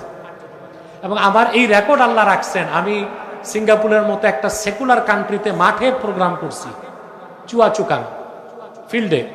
এটা কোনো আলেমকে তারা দেয় নাই, আল্লাহর রহমত ছিল, প্রবাসীদের চেষ্টা ছিল, আমি করেছি। কিন্তু বাংলাদেশে হোলি আর্টিজানের ঘটনা ঘটার পর এখন আর কোনো আলেমকেই সিঙ্গাপুরে প্রোগ্রাম করতে দেয় না, বুঝতে পারছেন? সব মনে করে আমরা সবাই কি টেরোরিস্ট। সিঙ্গাপুরের প্রধানমন্ত্রীর বেতন কত জানেন? বাংলাদেশি টাকায় 1,20,00,000 টাকা। কত? ওই টাকাটা কি প্রধানমন্ত্রীর বাপের না জনগণের? ওখানে 1 লাখ টাকা যে কামাই করে 40,000 ট্যাক্স কেটে দেয়। এটা কল্যাণ রাষ্ট্র। তাহলে কল্যাণ রাষ্ট্রে ইনসাফ থাকলে সুষম বন্টন নাই, কথা বলেন। কল্যাণ রাষ্ট্রে যদি ইনসাফ থাকে, জাস্টিস থাকে, ওখানে মানবাধিকার নাই। যদি মানবাধিকার থাকে ইনসাফ নাই, যদি ইনসাফ থাকে তাহলে ওখানে সুখ নাই। মানুষগুলোকে রোবটিক যান্ত্রিক জীব বানায় দিছে। আর কোরআন সুন্নাহর আইনে দেশ যেই দেশ হয় ওই দেশে ইনসাফ থাকে, সুষম বন্টন থাকে, আইনের শাসন থাকে, সবার অধিকার সমান থাকে, নারী তার অধিকার পায়, শ্রমিক তার অধিকার পায়, গৃহকর্তা তার অধিকার পায়, এমনকি পশু পাখি তাদের অধিকার পায়। তাই কি আপনারা কল্যাণ রাষ্ট্র চান না ইসলামী রাষ্ট্র চান? সেজন্য আমাদের পলিসি মেকার যারা, রাষ্ট্র যারা তৈরি করতে চাচ্ছেন, তাদেরকে পশ্চিমা ইহুদি বুদ্ধিজীবী জর্জ সরস তার বুদ্ধিটা নিচ্ছে এখন রাজনীতিবিদরা। নামটা মনে থাকবে? কথা বলেন। জর্জ সরস আমেরিকার একজন ধনকুব ইহুদি। সে একটা নতুন রাজনৈতিক মতবাদ বের করছে, এটার নাম লিবারেল ডেমোক্রেট। কারণ আমি এখন বাংলাদেশে যে কথাগুলো বলছি এখানে আমার ভিন্ন কোনো ইন্টেনশন নাই। আমি যে স্বপ্ন দেখে এসেছি 24 বছর আগ থেকে সারা দেশ ঘুরে, আমি কি চাই? আমি চাই বাংলাদেশে ইসলামের সুমহান স্বার্থ রক্ষা করতে হবে, মুসলমানদের মৌলিক দাবিগুলো আদায় করতেই হবে, আর বাংলাদেশকে আগ্রাসনের থেকে মুক্ত রাখতে হবে। ভারতীয় আগ্রাসন থেকে বাংলাদেশকে মুক্ত রাখার জন্য আমার চেয়ে বেশি কথা বাংলাদেশে এ যাবৎকালে কেউ বলে না। পাশাপাশি আমি এটাও চাই বাংলাদেশের জন্য যুক্তরাষ্ট্রের আগ্রাসনও না আসে, ঠিক কিনা? এখন আবার সুবিধাবাদী যারা ক্ষমতায় যেতে স্থির, তারা জর্জ সরসের পয়সা খাইয়া বাংলাদেশে নতুন রাজনীতি আমদানি করতেছে। এটা হচ্ছে লিবারেল ডেমোক্রেট। এবং এই জর্জ সরসের কাজ হচ্ছে বিলিয়ন বিলিয়ন ডলার খরচ করে এলজিবিটি সমকামিতাকে জায়েজ করার চেষ্টা করতেছে। সমকামিতা, এই শুধু সমকামিতাকে জায়েজ করার জন্য আলেমদেরকে কিনতেছে, রাজনীতিবিদদের কিনতেছে, পৃথিবীর বিভিন্ন দেশে রিজিম চেঞ্জ করতেছে জর্জ সরস। তার কাজ হচ্ছে যে রাজনৈতিক দল কয়েকটা ওয়াদা দিবে, জর্জ সরসকে প্রথম ওয়াদা হচ্ছে রাষ্ট্র ক্ষমতায় গেলে সংসদে এলজিবিটির পক্ষে আইন পাস করতে হবে, তাকে তারা ক্ষমতায় নেবে। 2 নাম্বার হচ্ছে তার রাজনৈতিক মতাদর্শ লিবারেল ডেমোক্রেট, অর্থাৎ যেখানে ইসলামী শাসন কখনো আসবে না, সেটা গণতন্ত্র দিয়ে দেশ চালাইতে হবে। লিবারেল ডেমোক্রেটের মূল উদ্দেশ্য এটা, কোন মুসলিম ভূখণ্ডে মুসলমান বেশি থাকলেও সেখানে কোরআন সুন্নাহর আইন প্রতিষ্ঠিত করা যাবে না। এটা হচ্ছে লিবারেল ডেমোক্রেট জর্জ সরসের দ্বিতীয় এজেন্ডা। 3 নাম্বার হচ্ছে যে কোনো ভাবে ইসরায়েলকে বৈধতা দিতে হবে। ইসরায়েলকে, এখন ইসরায়েলিরা আসে বাংলাদেশে, কই আসে? পাসপোর্টই তো অবৈধ, আমরা তো ভিসা দেই না, নেই না। কিন্তু জর্জ সরোজের কথা হচ্ছে আপনাকে ইসরায়েলকে স্বীকৃতি দিতে হবে রাষ্ট্র হিসেবে। কতটা ভয়ঙ্কর পরিস্থিতির দিকে যাচ্ছেন মুসলমান। শুধু খোদার কসম, ভোলাবাসী যে কোরআন শরীফ হাতে নিয়ে বলছি, আজকে ওয়াজের নামে বাংলাদেশে ভণ্ডামি চলতেছে। ওয়াজের মাঠগুলোকে রাজনৈতিক রূপ দেওয়া হচ্ছে। আপনাদেরকে একটা কথা বলে যাই, যদি সকল ইসলামপন্থী দলগুলো এক হইতে না পারেন সব, তাহলে বাংলাদেশে আরেকটা যে বিপদ আসতেছে এটা ঠেকাইতে পারবেন না। সবাইকে এক হইতে হবে।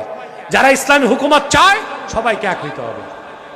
যত পীর মাশায়েখ আছে বাংলাদেশে রাজনীতি করে না, তাদেরকেও এক হইতে হবে। খানকায় বসে থাকলে আর হবে না। যদি এক হতে না পারেন, পশ্চিমাদের এজেন্ডা যদি বাস্তবায়িত হয়ে যায় বাংলাদেশে, শুধু জিব্বা কামড়াবেন এবং যে সুযোগ হাতছাড়া করবেন আপনারা, 50 বছরও আর এই সুযোগ আসতে না পারে। মনে থাকবে কথাগুলো।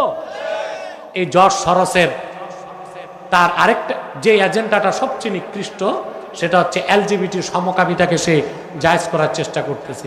সমকামিতার পক্ষে সে $1 বিলিয়ন ডোনেশন করছে। কত কথা বলে না? এই $1 বিলিয়ন বাংলাদেশের 12,000 কোটি টাকা 12টা বিশ্ববিদ্যালয়কে দিছে।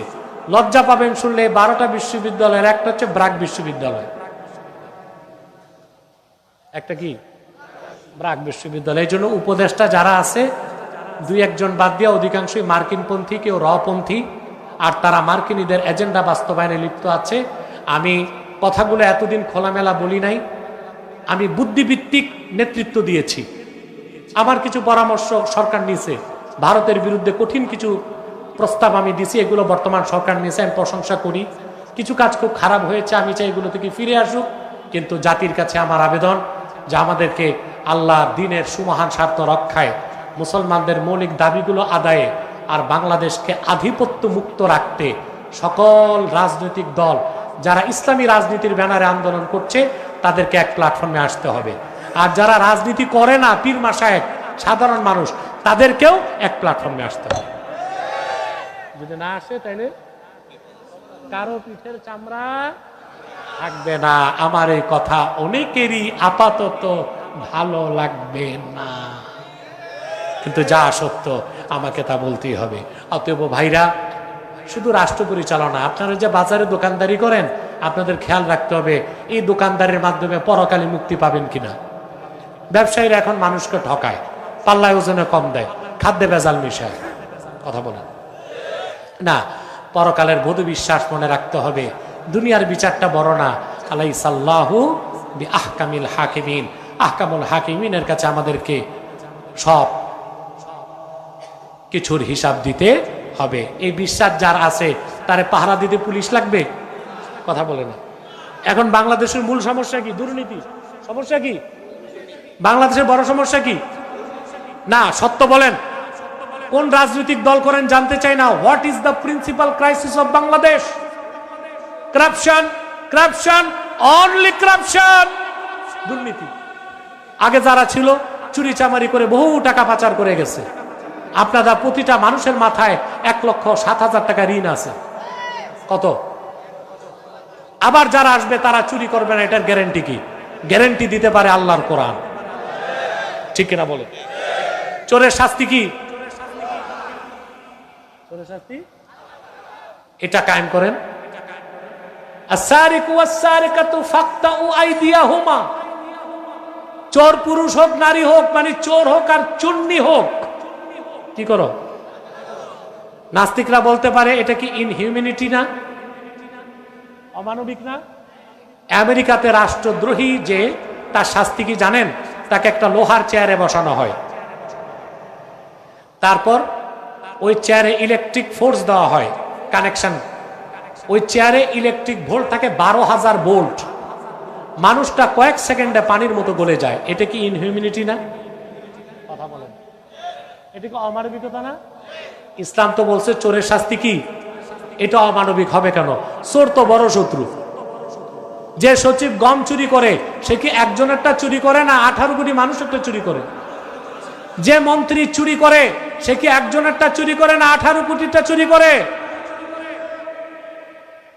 যে ইওনো যে টিএনও চুরি করে দুর্নীতি করে সে কি তা একজনেরটা চুরি করে না পুরো থানারটা চুরি করে? তা তার হাত কাটা কি উচিত না? ইসলাম এখানে মানবিকতাকে সর্বোচ্চ সম্মান দিয়েছে। যেমন চোর 2 প্রকার, অভাব চোর, স্বভাব চোর। পেটের দায়ে কেউ যদি চুরি করে আর তার চুরির পরিমাণ যদি 10 দিরহামের কম হয় তার হাত কাটা যাবে না। কিন্তু যে স্বভাব চোর, কথা বলেন, ও কি পেটের জন্য করে? স্বভাব চোর কেন চুরি করে? বেগম পাড়ায় বাড়ি বানাবে। বেগম পাড়া কই? ভোলায়? কোথায়? কানাডায়। স্বভাব চোর চুরি করে বউরে শাড়ি দিতে হবে 3 লাখ টাকার বেনারসি শাড়ি, কথা বলে না।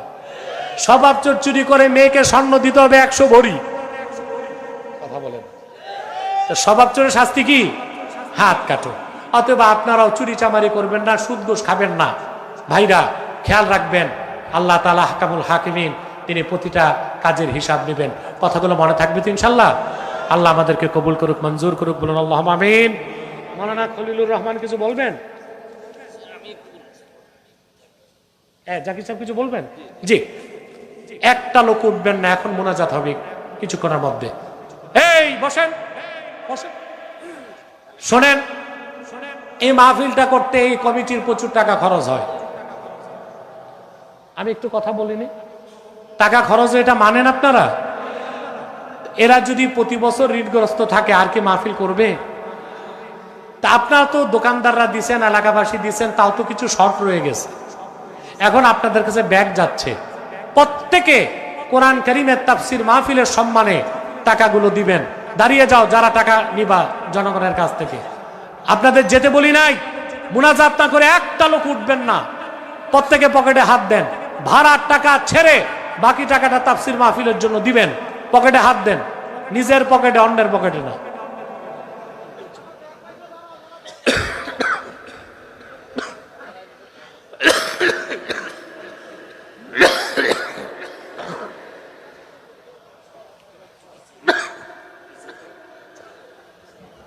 যাদের কাছে ব্যাংকটা আছে সবাই দাঁড়া যাও, যাদের হাতে ব্যাংকটা আছে সবাই দাঁড়া যাও, কালেকশন করে আসলে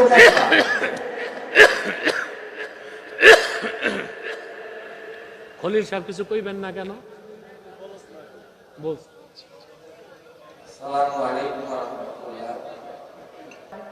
শরীফ সাহেব রহমতুল্লাহ, মাওলানা মুহাদ্দিস নুরুল হক রহমতুল্লাহ, এবং পরবর্তীতে আমি এসে বহু বছর পাইছি আমার চাচা মাওলানা হাসনাইন আহমদ সিদ্দিকী রহমতুল্লাহর খলিফা হাফেজ নুরুদ্দিন সাহেব। এই রকম মুখলেস মানুষ আমি দেখি নাই। তার হিসাব কিতাব খুব পরিষ্কার ছিল, ঠিক না? এদের জন্য আমরা দোয়া করবো ইনশাল্লাহ, আল্লাহ কবুল করুক, মঞ্জুর করুক। এখানে আমাদের মাওলানা ফখরুদ্দিন সাহেবের মা সৈয়দা বেগম ইন্তেকাল করেছে, কিছুদিন পরই ওনার বোন জেসমিন বেগম ইন্তেকাল করেছে। তাদের জন্য আমরা দোয়া করবো, আল্লাহ কবুল করুক। কয়েকটা প্রশ্ন এসছে, আমি সহজ উত্তর দিব। এক ভাই প্রশ্ন করেছেন, বীর্য এবং প্রস্রাব কোনটা বেশি নাপাক?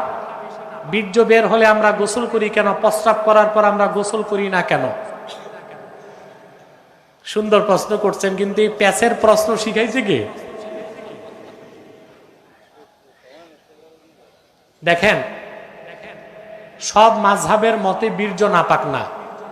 শাফি মাযহাবে বীর্য পাক, হানাফি আমাদের মতে এটা নাপাক। কিন্তু চারো মাযহাব একমত যে পেশাবটা নাজাসাতে গালিজা। এখন বীর্য বের হলে 1 ফোঁটা গোসল ফরজ হয়, এত ফোঁটা পেশাব বের হয় বীর্যর চো নাপাক, গোসল ফরজ হয় না কেন? তার প্রথম জবাব হচ্ছে, শরীয়ত যেভাবে যে হুকুম করছে বিনা যুক্তিতে তা আমরা মানি, আমান্না সাল্লাম না। এখানে কেন, যদি, কি প্রশ্ন করার সুযোগ,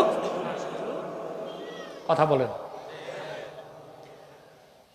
আপনারা যদি শীতকালে মোজা লাগান, চামড়ার মোজা, তখন কি পা ধুইতে হয়? মোজার উপর কি করেন? মাসা করেন। এটাই শরীয়তের নিয়ম না? এখন কোনো কেউ যদি বলে কেন মোজা মাসা করবো না তলায়, তলায় না মাটি লাগে, এটা হবে? এটা কেয়াস, নসের ক্ষেত্রে কেয়াস চলবে না। অতএব শরীয়ত যেটা যেভাবে নির্দেশ করছে আমরা সেটা সেভাবে মানব, যদি টদি খোঁজার সুযোগ নাই। এখন আসে নাস্তিকরা যদি প্রশ্ন করে, ঠিক না? হ্যাঁ, এখানে একটা আধ্যাত্মিক কারণ আছে, একটা মনস্তাত্ত্বিক কারণ আছে, আরেকটা বৈজ্ঞানিক কারণ আছে। সেটা হচ্ছে মানুষের বীর্যপাত ঘটে স্বাভাবিক হচ্ছে ইন্দ্রিয়র কারণে। কিসের কারণে? এমনি এমনি বীর্যপাত ঘটে? আপনি স্ত্রীর সাথে ফিজিক্যাল রিলেশন করলে, কিংবা কোনোভাবে অপচেষ্টা করলে, কিংবা রাতে ঘুমায় থাকলে শয়তানও কিছু একটা তো করে, তখনই বীর্যপাত হয় না? এই বীর্যপাতের সম্পর্ক আপনার দেহের সকল ইন্দ্রিয়ের সাথে সম্পর্ক রাখে। কিসের সাথে? চামড়ার সাথে, চোখের সাথে, কানের সাথে, মনের সাথে। এই জন্য আল্লাহর হুকুম বীর্যপাত ঘটলে পুরা দেহ ধুইয়া গোসল করতে হবে। আর পেশাবটার সম্পর্ক শুধু মূত্রনালীর সাথে, এই জন্য আপনি পেশাব করার পর গোসল করার প্রয়োজন হয় না। এরকম অসংখ্য কারণ আছে। স্বামী স্ত্রীর মাধ্যমে সন্তান না হওয়ার কারণে অন্য উপায়ে, যেমন টিউব বা বৈজ্ঞানিক যে কোনো প্রযুক্তির মাধ্যমে সন্তান নিলে সেটা বৈধ হবে কি? না। আল্লাহ যেটা ফেতরত বানায় দিয়েছেন নিয়ম, তার বাইরে যে আপনার দরকার কি সন্তান জোর করে নেওয়ার, এটা উচিত কাজ নয়, একটা অনুচিত কাজ।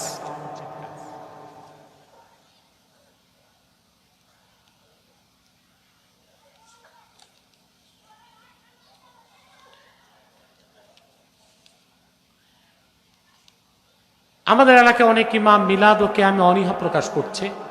এ নিয়ে এলাকায় মুসল্লিদের মধ্যে বিভ্রান্তি হয়। এ সম্পর্কে আপনার পবিত্র জবান থেকে ইমাম ও মুসল্লিদের পক্ষে আপনার মতামত শোনার আগ্রহ প্রকাশ করছে।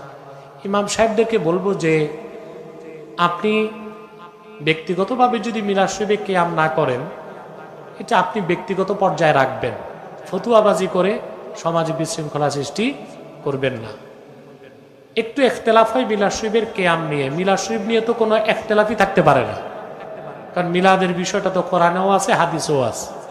আর মিলাদ শরীফের কিয়াম হচ্ছে মুস্তাহাব, মুস্তাহসান, সোয়াবের কাজ, করলে সোয়াব, না করলে গুনাহ নাই। তো যেখানে মিলাদ কিয়াম আছে ওখানে তো আপনার উচিত করা, ঠিক না? এই ব্যাপারে আমার লিখিত ফতোয়ার কিতাব আছে, ফতোয়া আব্বাসী, এটা পড়বেন ইনশাল্লাহ। মিলাদ কিয়ামের সঠিক সমাধান সেখানে আছে, বিস্তারিত জানতে পারবেন ইনশাল্লাহ। দ্বিতীয়তে মিলাদ কিয়ামের ব্যাপারে প্রচুর আমার ফতোয়া লেকচার সোশ্যাল মিডিয়াতে আছে, সেটা আপনারা দেখবেন। বড়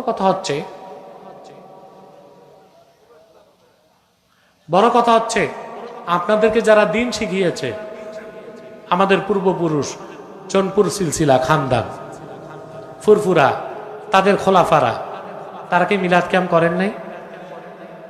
কথা বলেন। ওই সিলসিলাগুলো আছে না নাই? তো যেই সিলসিলাগুলো আপনাদেরকে দিন শিখালো, তারা তো আপনাদের বেদাত শিখায় নাই। তারা আপনাদেরকে মিলাদ কিয়াম এই জন্যই শিখাইছে যেন মিলাদ কিয়াম করার মাধ্যমে আল্লাহর হাবিবের ইশক ও মহব্বত অন্তরে জাগে। অতএব ফতুয়াবাজি আর বিভ্রান্তি করবেন না। যদি বুঝতে হয়, সিনিয়ররা আসলে আমরা বুঝাবো, জুনিয়ররা আসলে আমাদের ছাত্ররা আছে, মুবাল্লিগরা আছে। আমি আল্লাহর রহমতে 10 বছরে তো কয়েকশো আলেম মুফতি তৈরি করে মাঠে ছেড়ে দিছি আল্লাহর রহমতে, তারাই যথেষ্ট। এখন ফিতনা ফাসাদ করবেন না।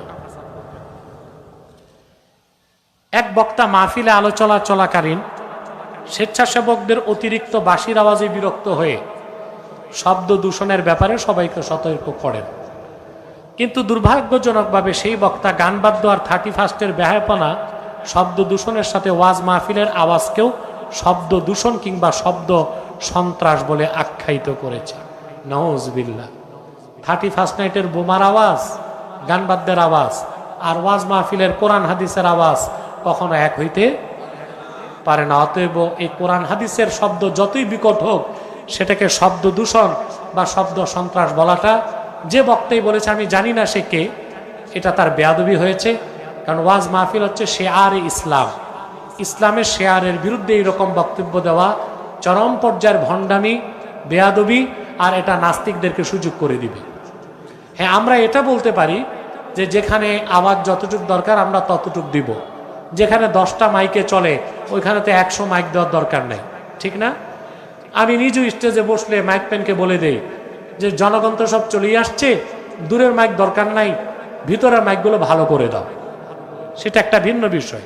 কিন্তু আমরা যদি নাস্তিকদের সুরে কথা বলি, 31 নাইটের আওয়াজ, বাঁশির আওয়াজ, গানের আওয়াজ আর ওয়াজ মাহফিলের ওয়াজের আওয়াজ যদি আমরা সমালোচনা করতে যাই, নাস্তিকদের সুরে সমালোচনা করি, তো কাফের মুশরিক নাস্তিকরা সুযোগ পেয়ে এক সময় বলবে ওয়াজে মাইক কম দিলে হবে না, আজানেও মাইক কম দাও, বলবে না? তা আমার দেশের এই আলেমরা, মৌলভী সাহেবরা কথা বলতে যে কোন মহলটারই খুশি করতে চায়, এটা আমার প্রশ্ন। সব সমালোচনা তো এক ভাষায় হয় না, হয়? কথা বলেন। গান বাদ্যের আওয়াজ আর ওয়াজের আওয়াজ কি এক? মনে করুন শহরে ওয়াজ হচ্ছে, ডেন্সলি পপুলেটেড এরিয়া, শহরে চতুর্দিকে বাড়ি আর মানুষ, ওখানে দেখা যায় মাইক বেশি দিলে শব্দ বেশি হয়, মানুষের কষ্ট হইতে পারে, ঠিক না? সেখানে মাইক আপনি কমাই দিবেন। কিন্তু গ্রাম দেশে তো মহিলারা বাড়িতে বসে থাকে ওয়াজ শোনার জন্য, সেখানে তো মাইক বাড়ায় দেওয়া দরকার। দ্বিতীয় কথা, শহরে যদি মাইক বেশি দেওয়া হয়, মানুষের ডিস্টার্ব যদি হয়, তাহলে আজানের বেলায় কি বলবেন মৌলী সাহেব? কিছুদিন পর তো ওরা বলবে আজানও সমস্যা হয়। আসল কথা, যে ফ্ল্যাটে থাকে, বাড়িতে থাকে, সে তো ওয়াজ শুনতে না চাইলে তার ব্যবস্থা আছে, সে জানালা বন্ধ রাখলেই হয়। কথা বলে না? আর যার শোনার দরকার সে জানালা খুলে দিলেই হয়, সমাধান তো আছে।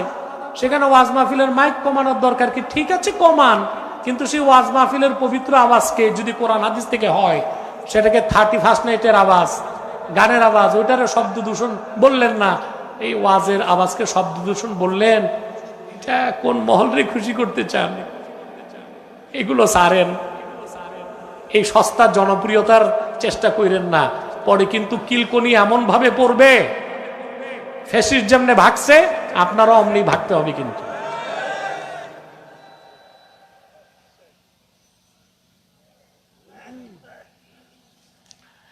না, আর কোনো প্রশ্ন নিব না। ও আচ্ছা আচ্ছা, এটা দেখতেছি, এটাই প্রশ্ন, আর কোনো প্রশ্ন নাই। এক বুদ্ধি প্রতিবন্ধী সে আলেমল আমাদের সমালোচনা করতে গিয়ে বলে, বর্তমান ডিজিটাল যুগে আলেমদের বক্তব্য তেমন কেউ দেখে না, নওয়াজবিল্লাহ। এটা কি বুদ্ধিজীবী না বুদ্ধি প্রতিবন্ধী? কি নাম লেখছে এটা? গোলাম মওলা রনি। এটা হচ্ছে ধান্দাবাজ, এটার কোনো দল টল নাই, খুব বড় মাপের প্রতারক সে। এই যে কত বড় প্রতারক, নাস্তিকদের এজেন্ট, এটা জানেন আপনারা? আমার কাছে 21 সালে শাহরিয়ার কবির হার ছিল, শুনছেন? শাহরিয়ার কবির 2021 সালে শাহরিয়ার কবির হেরে যাবার পর বাংলাদেশের সকল মহল থেকে আমাকে ধন্যবাদ দিচ্ছে। কিন্তু 2 দিন পর এই গোলাম মওলা রনি, ওরে মাইসে বলে গোলাম ময়লা রনি,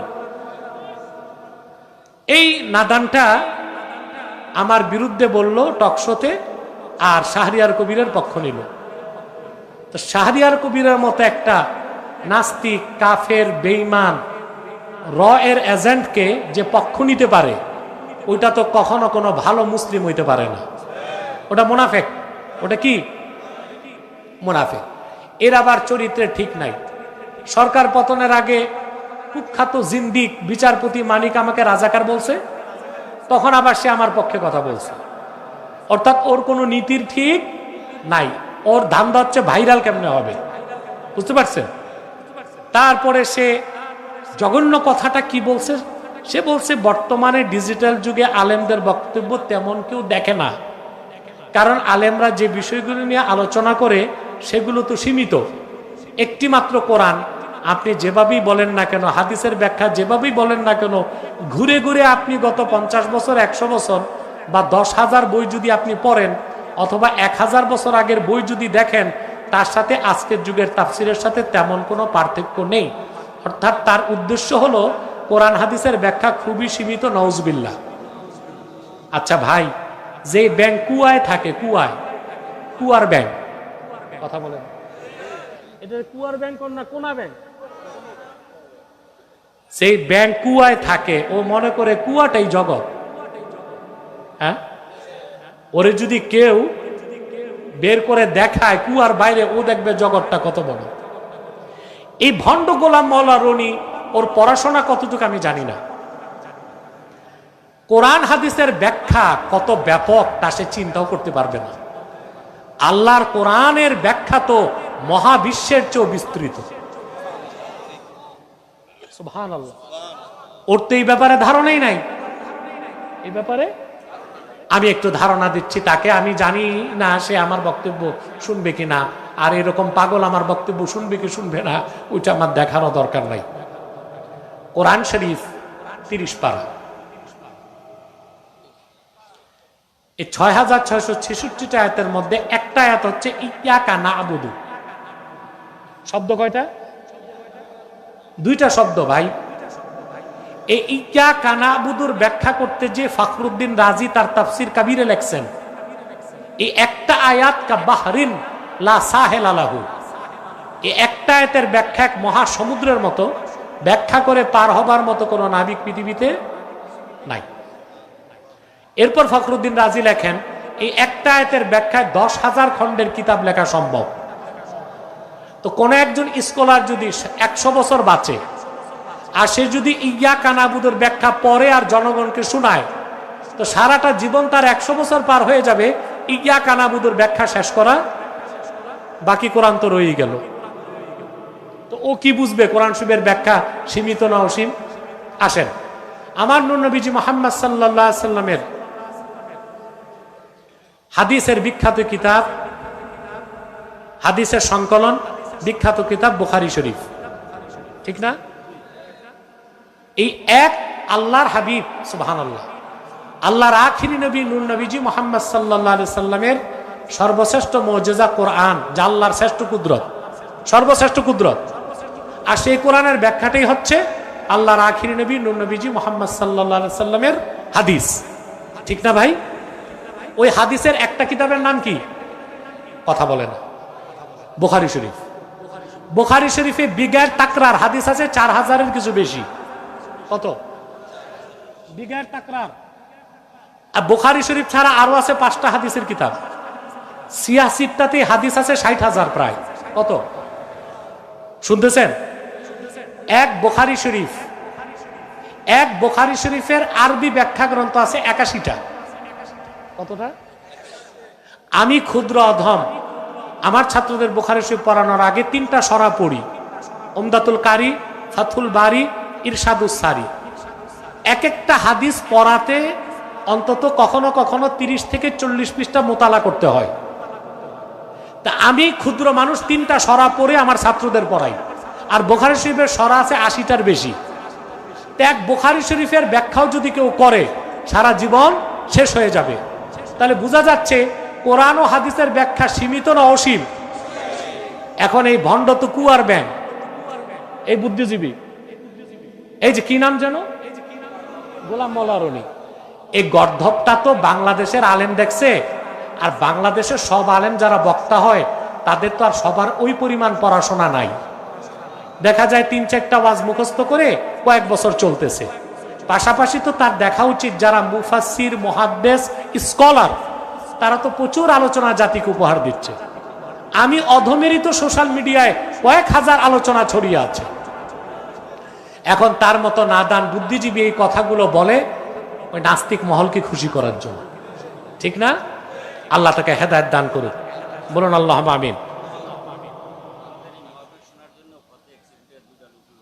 2টা লোক আজকে মাহফিলে আসতেছিল গুইঙ্গারহাট থেকে, তারা অ্যাক্সিডেন্ট করছে। দোয়া করবেন আল্লাহর জন্য তাদেরকে মাফ করে দেন। আমার লিখিত কিতাব যারা নেন নাই এগুলো নিয়ে নিবেন।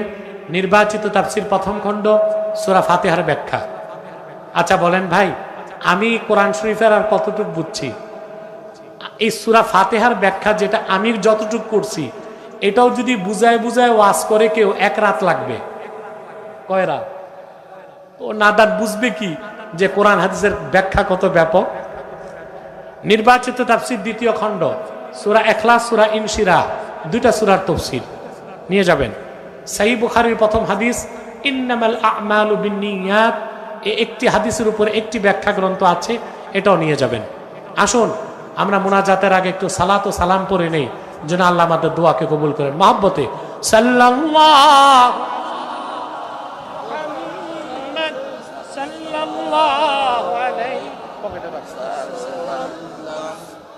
সাল্লাল্লাহু আলা মুহাম্মদ সাল্লাল্লাহু আলাইহি ওয়াসাল্লাম ইয়া নবী সালামু আলাইকা ইয়া রাসূল সালামু আলাইকা ইয়া হাবিব সালামু আলাইকা সালাওয়াতুল্লাহ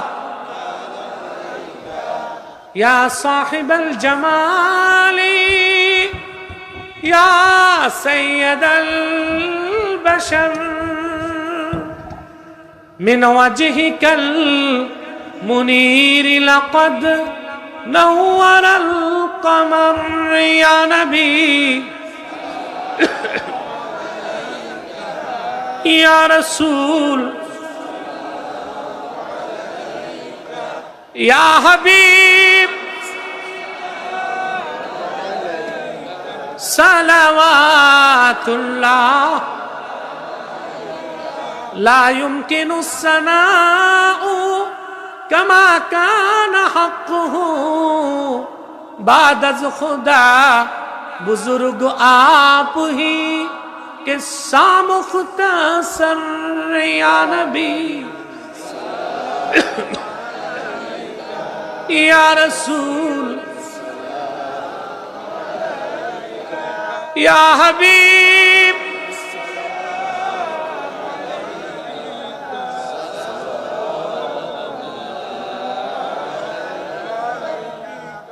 محمد رسول الله صلى الله عليه وسلم ختم الله به النبوة وحكما لا نبي بعده يا نبي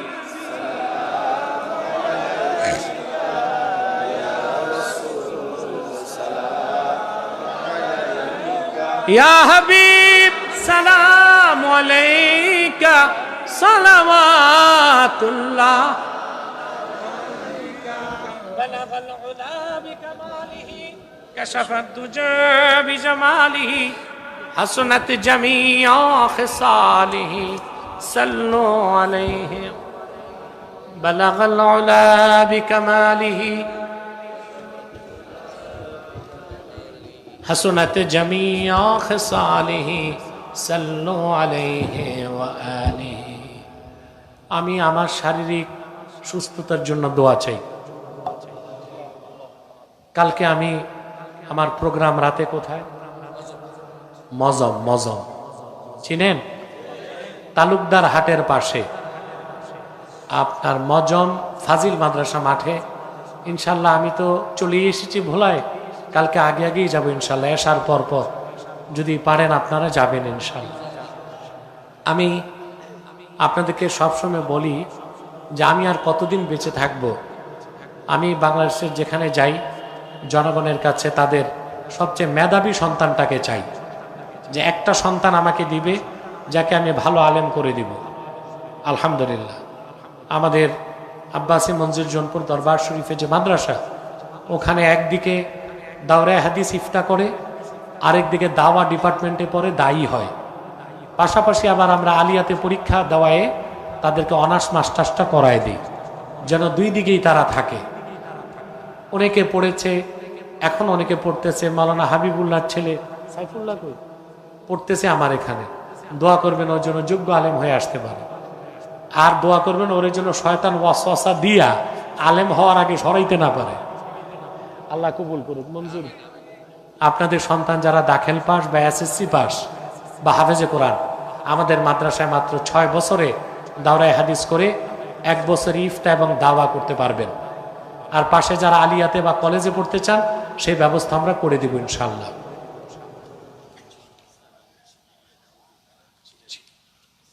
আমার বংশের মুরব্বী ভোলার মানুষ যারে কলিজার চেয়ে বেশি ভালোবাসছে, আল্লামা শাইখুল হাদিস শাইখুল ইসলাম আল্লামা হাসনাইন আহমদ সিদ্দিকী জনপুরি রহমতুল্লাহ, উনি কিন্তু নাই দুনিয়াতে, ইন্তেকাল করেছেন কিছুদিন আগে।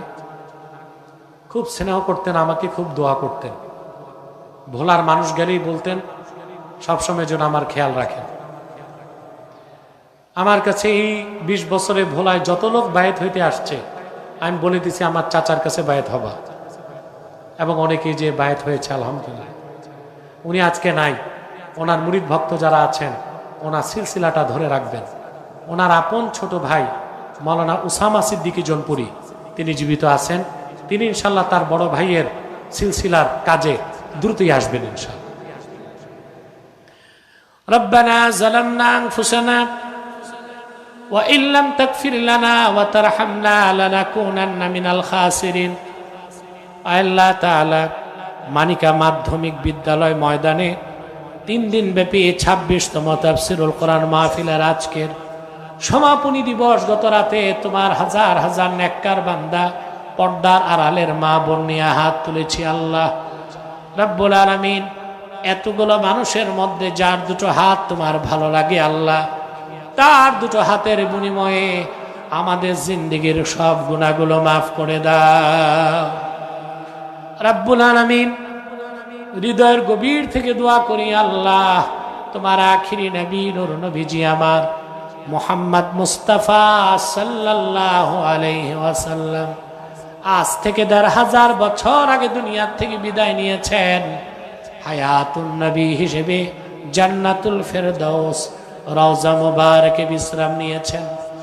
রব্বুল আলামিন, জীবনে একবার তোমার আখিরি নবী নূর নবীজি আমার মুহাম্মদ মুস্তাফা সাল্লাল্লাহু আলাইহি ওয়াসাল্লামের জান্নাতুল ফেরদাউস রওজা মুবারকে উপস্থিত হয়ে গো আল্লাহ, তোমার হাবিবের নূরের কদমে দরুদ ও সালামের হাদিয়া দেবার আগে আল্লাহ তুমি ডাক দিও না। আল্লাহ তাআলা, একবার বা একাধিকবার যারা সোনার মদিনায় নূরের মদিনায় যেতে পেরেছি, জীবনে বারবার আল্লাহ তোমার আখিরি নবী নূর নবীজি মুহাম্মদ মুস্তাফা সাল্লাল্লাহু আলাইহি ওয়াসাল্লামের নূরের শহর মদিনাতুল মুনাওয়ারা জিয়ারতের জন্য তাদের কপালটা খুলে দাও। আল্লাহ তাআলা, হৃদয়ের গভীর থেকে দোয়া করি আল্লাহ, তোমার আখিরি নবী নূর নবীজি আমার মুহাম্মদ মুস্তাফা সাল্লাল্লাহু আলাইহি ওয়াসাল্লামের নূরের চেহারা মুবারক স্বপ্নে একবার দেখে গো আল্লাহ, জান্নাত ওয়াজিব হবার আগে তুমি ডাক দিও না। রব্বুল আলামিন, একবার বা একাধিকবার যারা তোমার আখিরি নবী নূর নবীজি আমার মুহাম্মদ মুস্তাফা সাল্লাল্লাহু আলাইহি ওয়াসাল্লামের নূরের চেহারা মুবারক স্বপ্নে দেখার সৌভাগ্য লাভ করেছে আল্লাহ, জীবনে বারবার দেখার জন্যে তাদের কপালটা আল্লাহ তুমি জান্নাতি কপাল বানায় দাও। রব্বুল আলামিন, আমাদের অনেকের বাবা নাই, অনেকের মা নাই, অনেকের বাবা মা একজন নাই। যত মানুষের বাবা মা দুনিয়া থেকে বিদায় নিয়ে অন্ধকার কবরে চলে গেছে আল্লাহ, সকল মুসলমান বাবা মার কবরকে আল্লাহ তুমি দয়া করে জান্নাতের বাগান বানায় দাও।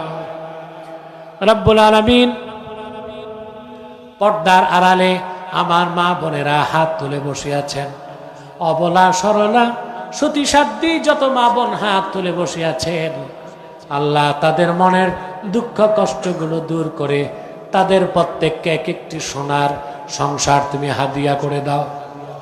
রব্বুল আলামিন, আমার বোনদের মধ্যে যারা কুমারী, বিয়ে হয় নাই, যৌতুকের অভিশাপের কারণে কিংবা দারিদ্রতার কষাঘাতে বিয়ে হয় না, বয়স বেড়ে 20 থেকে বুড়ি হয়ে যাচ্ছে, সারা রাত জেগে জেগে চোখের পানি আঁচলে মুছে ফেলে লজ্জায় কাউরে বলে না, এই রকম যত বোন আমার হাত তুলেছে দয়া করে আল্লাহ তাদের প্রত্যেককে এক একজন ইমানদার চরিত্রবান সক্ষম যুবকের দ্বারস্থ করে দাও। রব্বুল আলামিন, প্রচন্ড শীতের রাত, এখানে তোমার এই হাজার হাজার নেককার বান্দা চতুর্দিক থেকে ছুটে এসেছে, কাউকে ভাড়া দেওয়া হয় নাই, বাসের ব্যবস্থা করা হয় নাই, যাবার বেলায় কোনো আপ্যায়ন নাই, শীতের রাতে কষ্ট করে। অনেক আগেই তো রব্বুল আলামিন অর্ধেক রাত চলে গেল প্রায়, তোমার বান্দারা বসে আছে কনকনে শীতে। কিসের বিনিময়ে তুমি জানো আল্লাহ কিসের আশায় বসে আছে? তোমার প্রত্যেকটা বান্দাকে আল্লাহ তুমি আজরুন আজিম দিয়া বাড়ি পাঠায় দাও। রব্বুল আলামিন গুনার বোঝা কাঁধে করে হাত তুলেছি, জীবনে জেনে আর না জেনে যত গুনার কাজ করেছি আল্লাহ, কোরআন কারীমের তাফসীর মাহফিলের উসিলায় আমাদের জিন্দেগীর সব গুনাহ মাফ করে দাও। আল্লাহ তাআলা মানিকা বাজারের ব্যবসায়ী যারা ধন দিয়েছে, মন দিয়ে খেটেছে, কমিটির যারা নৈতিক সমর্থন আর আর্থিক সহযোগিতা করেছে, সকলের ধন মনকে কবুল করে আল্লাহ এই মাহফিলটা তুমি নাজাতের জরিয়া বানায় দাও। আল্লাহ শুধু তাফসীরুল কোরআন মাহফিলের খাতিরে মানিকা বাজারকে তুমি ঝড় থেকে, তুফান থেকে, বৃষ্টি থেকে, আগুন থেকে, চুরি থেকে, ক্ষতি থেকে রক্ষা করো। প্রত্যেক ব্যবসায়ীকে নামাজি বানায় দাও, হালাল খোর বানায় দাও, তাদের ব্যবসায় লক্ষ গুণ বরকত দাও।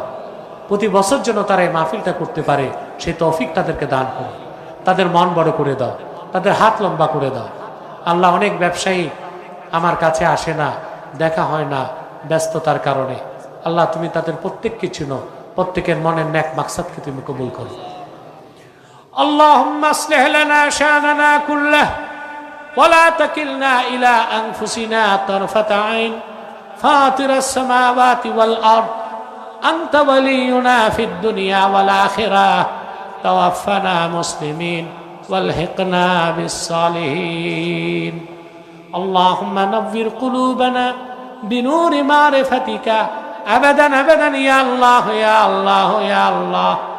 اللهم شرح صدورنا وبيض وجوهنا وثبت أقدامنا يا مثبت الأقدام. اللهم طهر بيت المقدس. اللهم انصر المسلمين الفلسطين والغزة وانصرهم نصرا عزيزا وارزقهم رزقا حلالا طيبا واجعل لهم من لدنك سلطانا نصيرا وافتح لهم أبواب العنايات والكرامات والبركات. اللهم طهر بيت المقدس من نجس اليهود الصهيوني ودمر ديارهم وخرب بيوتهم وزلزل أقدامهم وضيق صدورهم وسود وجوههم. اللهم العن الكافر الملعون نتنياهو وجنوده يا رب كل شيء ومليكه نسألك بعزتك يا الله. ভাইরা আমার একটি মিনিট সময় ছেড়ে দিলাম। গভীর রাত, চক্ষুটা বন্ধ করুন, দিলটা নরম করুন, মাথাটা নত করুন। আল্লাহর আখিরি নবী নূর নবীজি আমার মুহাম্মদ মুস্তাফা সাল্লাল্লাহু আলাইহি ওয়াসাল্লামের ওসিলা ধরে আল্লাহর কাছে চান, যা চাইবেন তাই কবুল হয়ে যাবে। যদি পারেন ভাইয়েরা সারা জীবনের গুনার কথা মনে করে আমার আল্লাহর কাছে আত্মসমর্পণ করে 2 ফোঁটা চোখের পানি ছেড়ে দিন, জিন্দেগীর সব গুনাহ মাফ হয়ে যাবে। আল্লাহর ওলির কাতারে আপনার ঠিকানা হয়ে যাবে।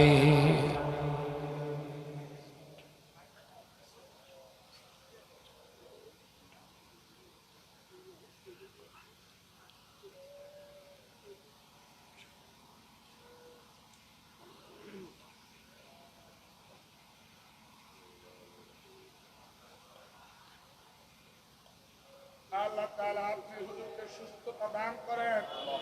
আল্লাহ আপনি হুজুরকে পরিপূর্ণ সুস্থতা দান করেন। সুস্থতার সহিত সারা বিশ্বে কোরআনের দাওয়াত পৌঁছে দেওয়ার ব্যবস্থা করে দেন। আল্লাহ আসমানি জমিনি হাওয়াই সব বালা মুসিবত থেকে হেফাজত করেন। আল্লাহ বলিষ্ঠ কণ্ঠে যেন কোরআনের কথা হাদিসের কথা বলতে পারে সেই ব্যবস্থা করে দেন। আল্লাহ কতদিন অসুস্থ, পরিপূর্ণ সুস্থতা দান করে দেন আল্লাহ। আমাদের মাঝে হুজুরকে দীর্ঘজীবী করে দেন আল্লাহ। মরণ পর্যন্ত মানিকাবাসীর জন্য কবুল করেন আল্লাহ। আল্লাহ তাআলা হুজুরের আওলাদের মধ্যে যারা কবরে চলে গেছে সকলকে জান্নাতবাসী করেন আল্লাহ। যারা জীবিত আছে সকলকে নেক হায়াত দান করে দেন আল্লাহ।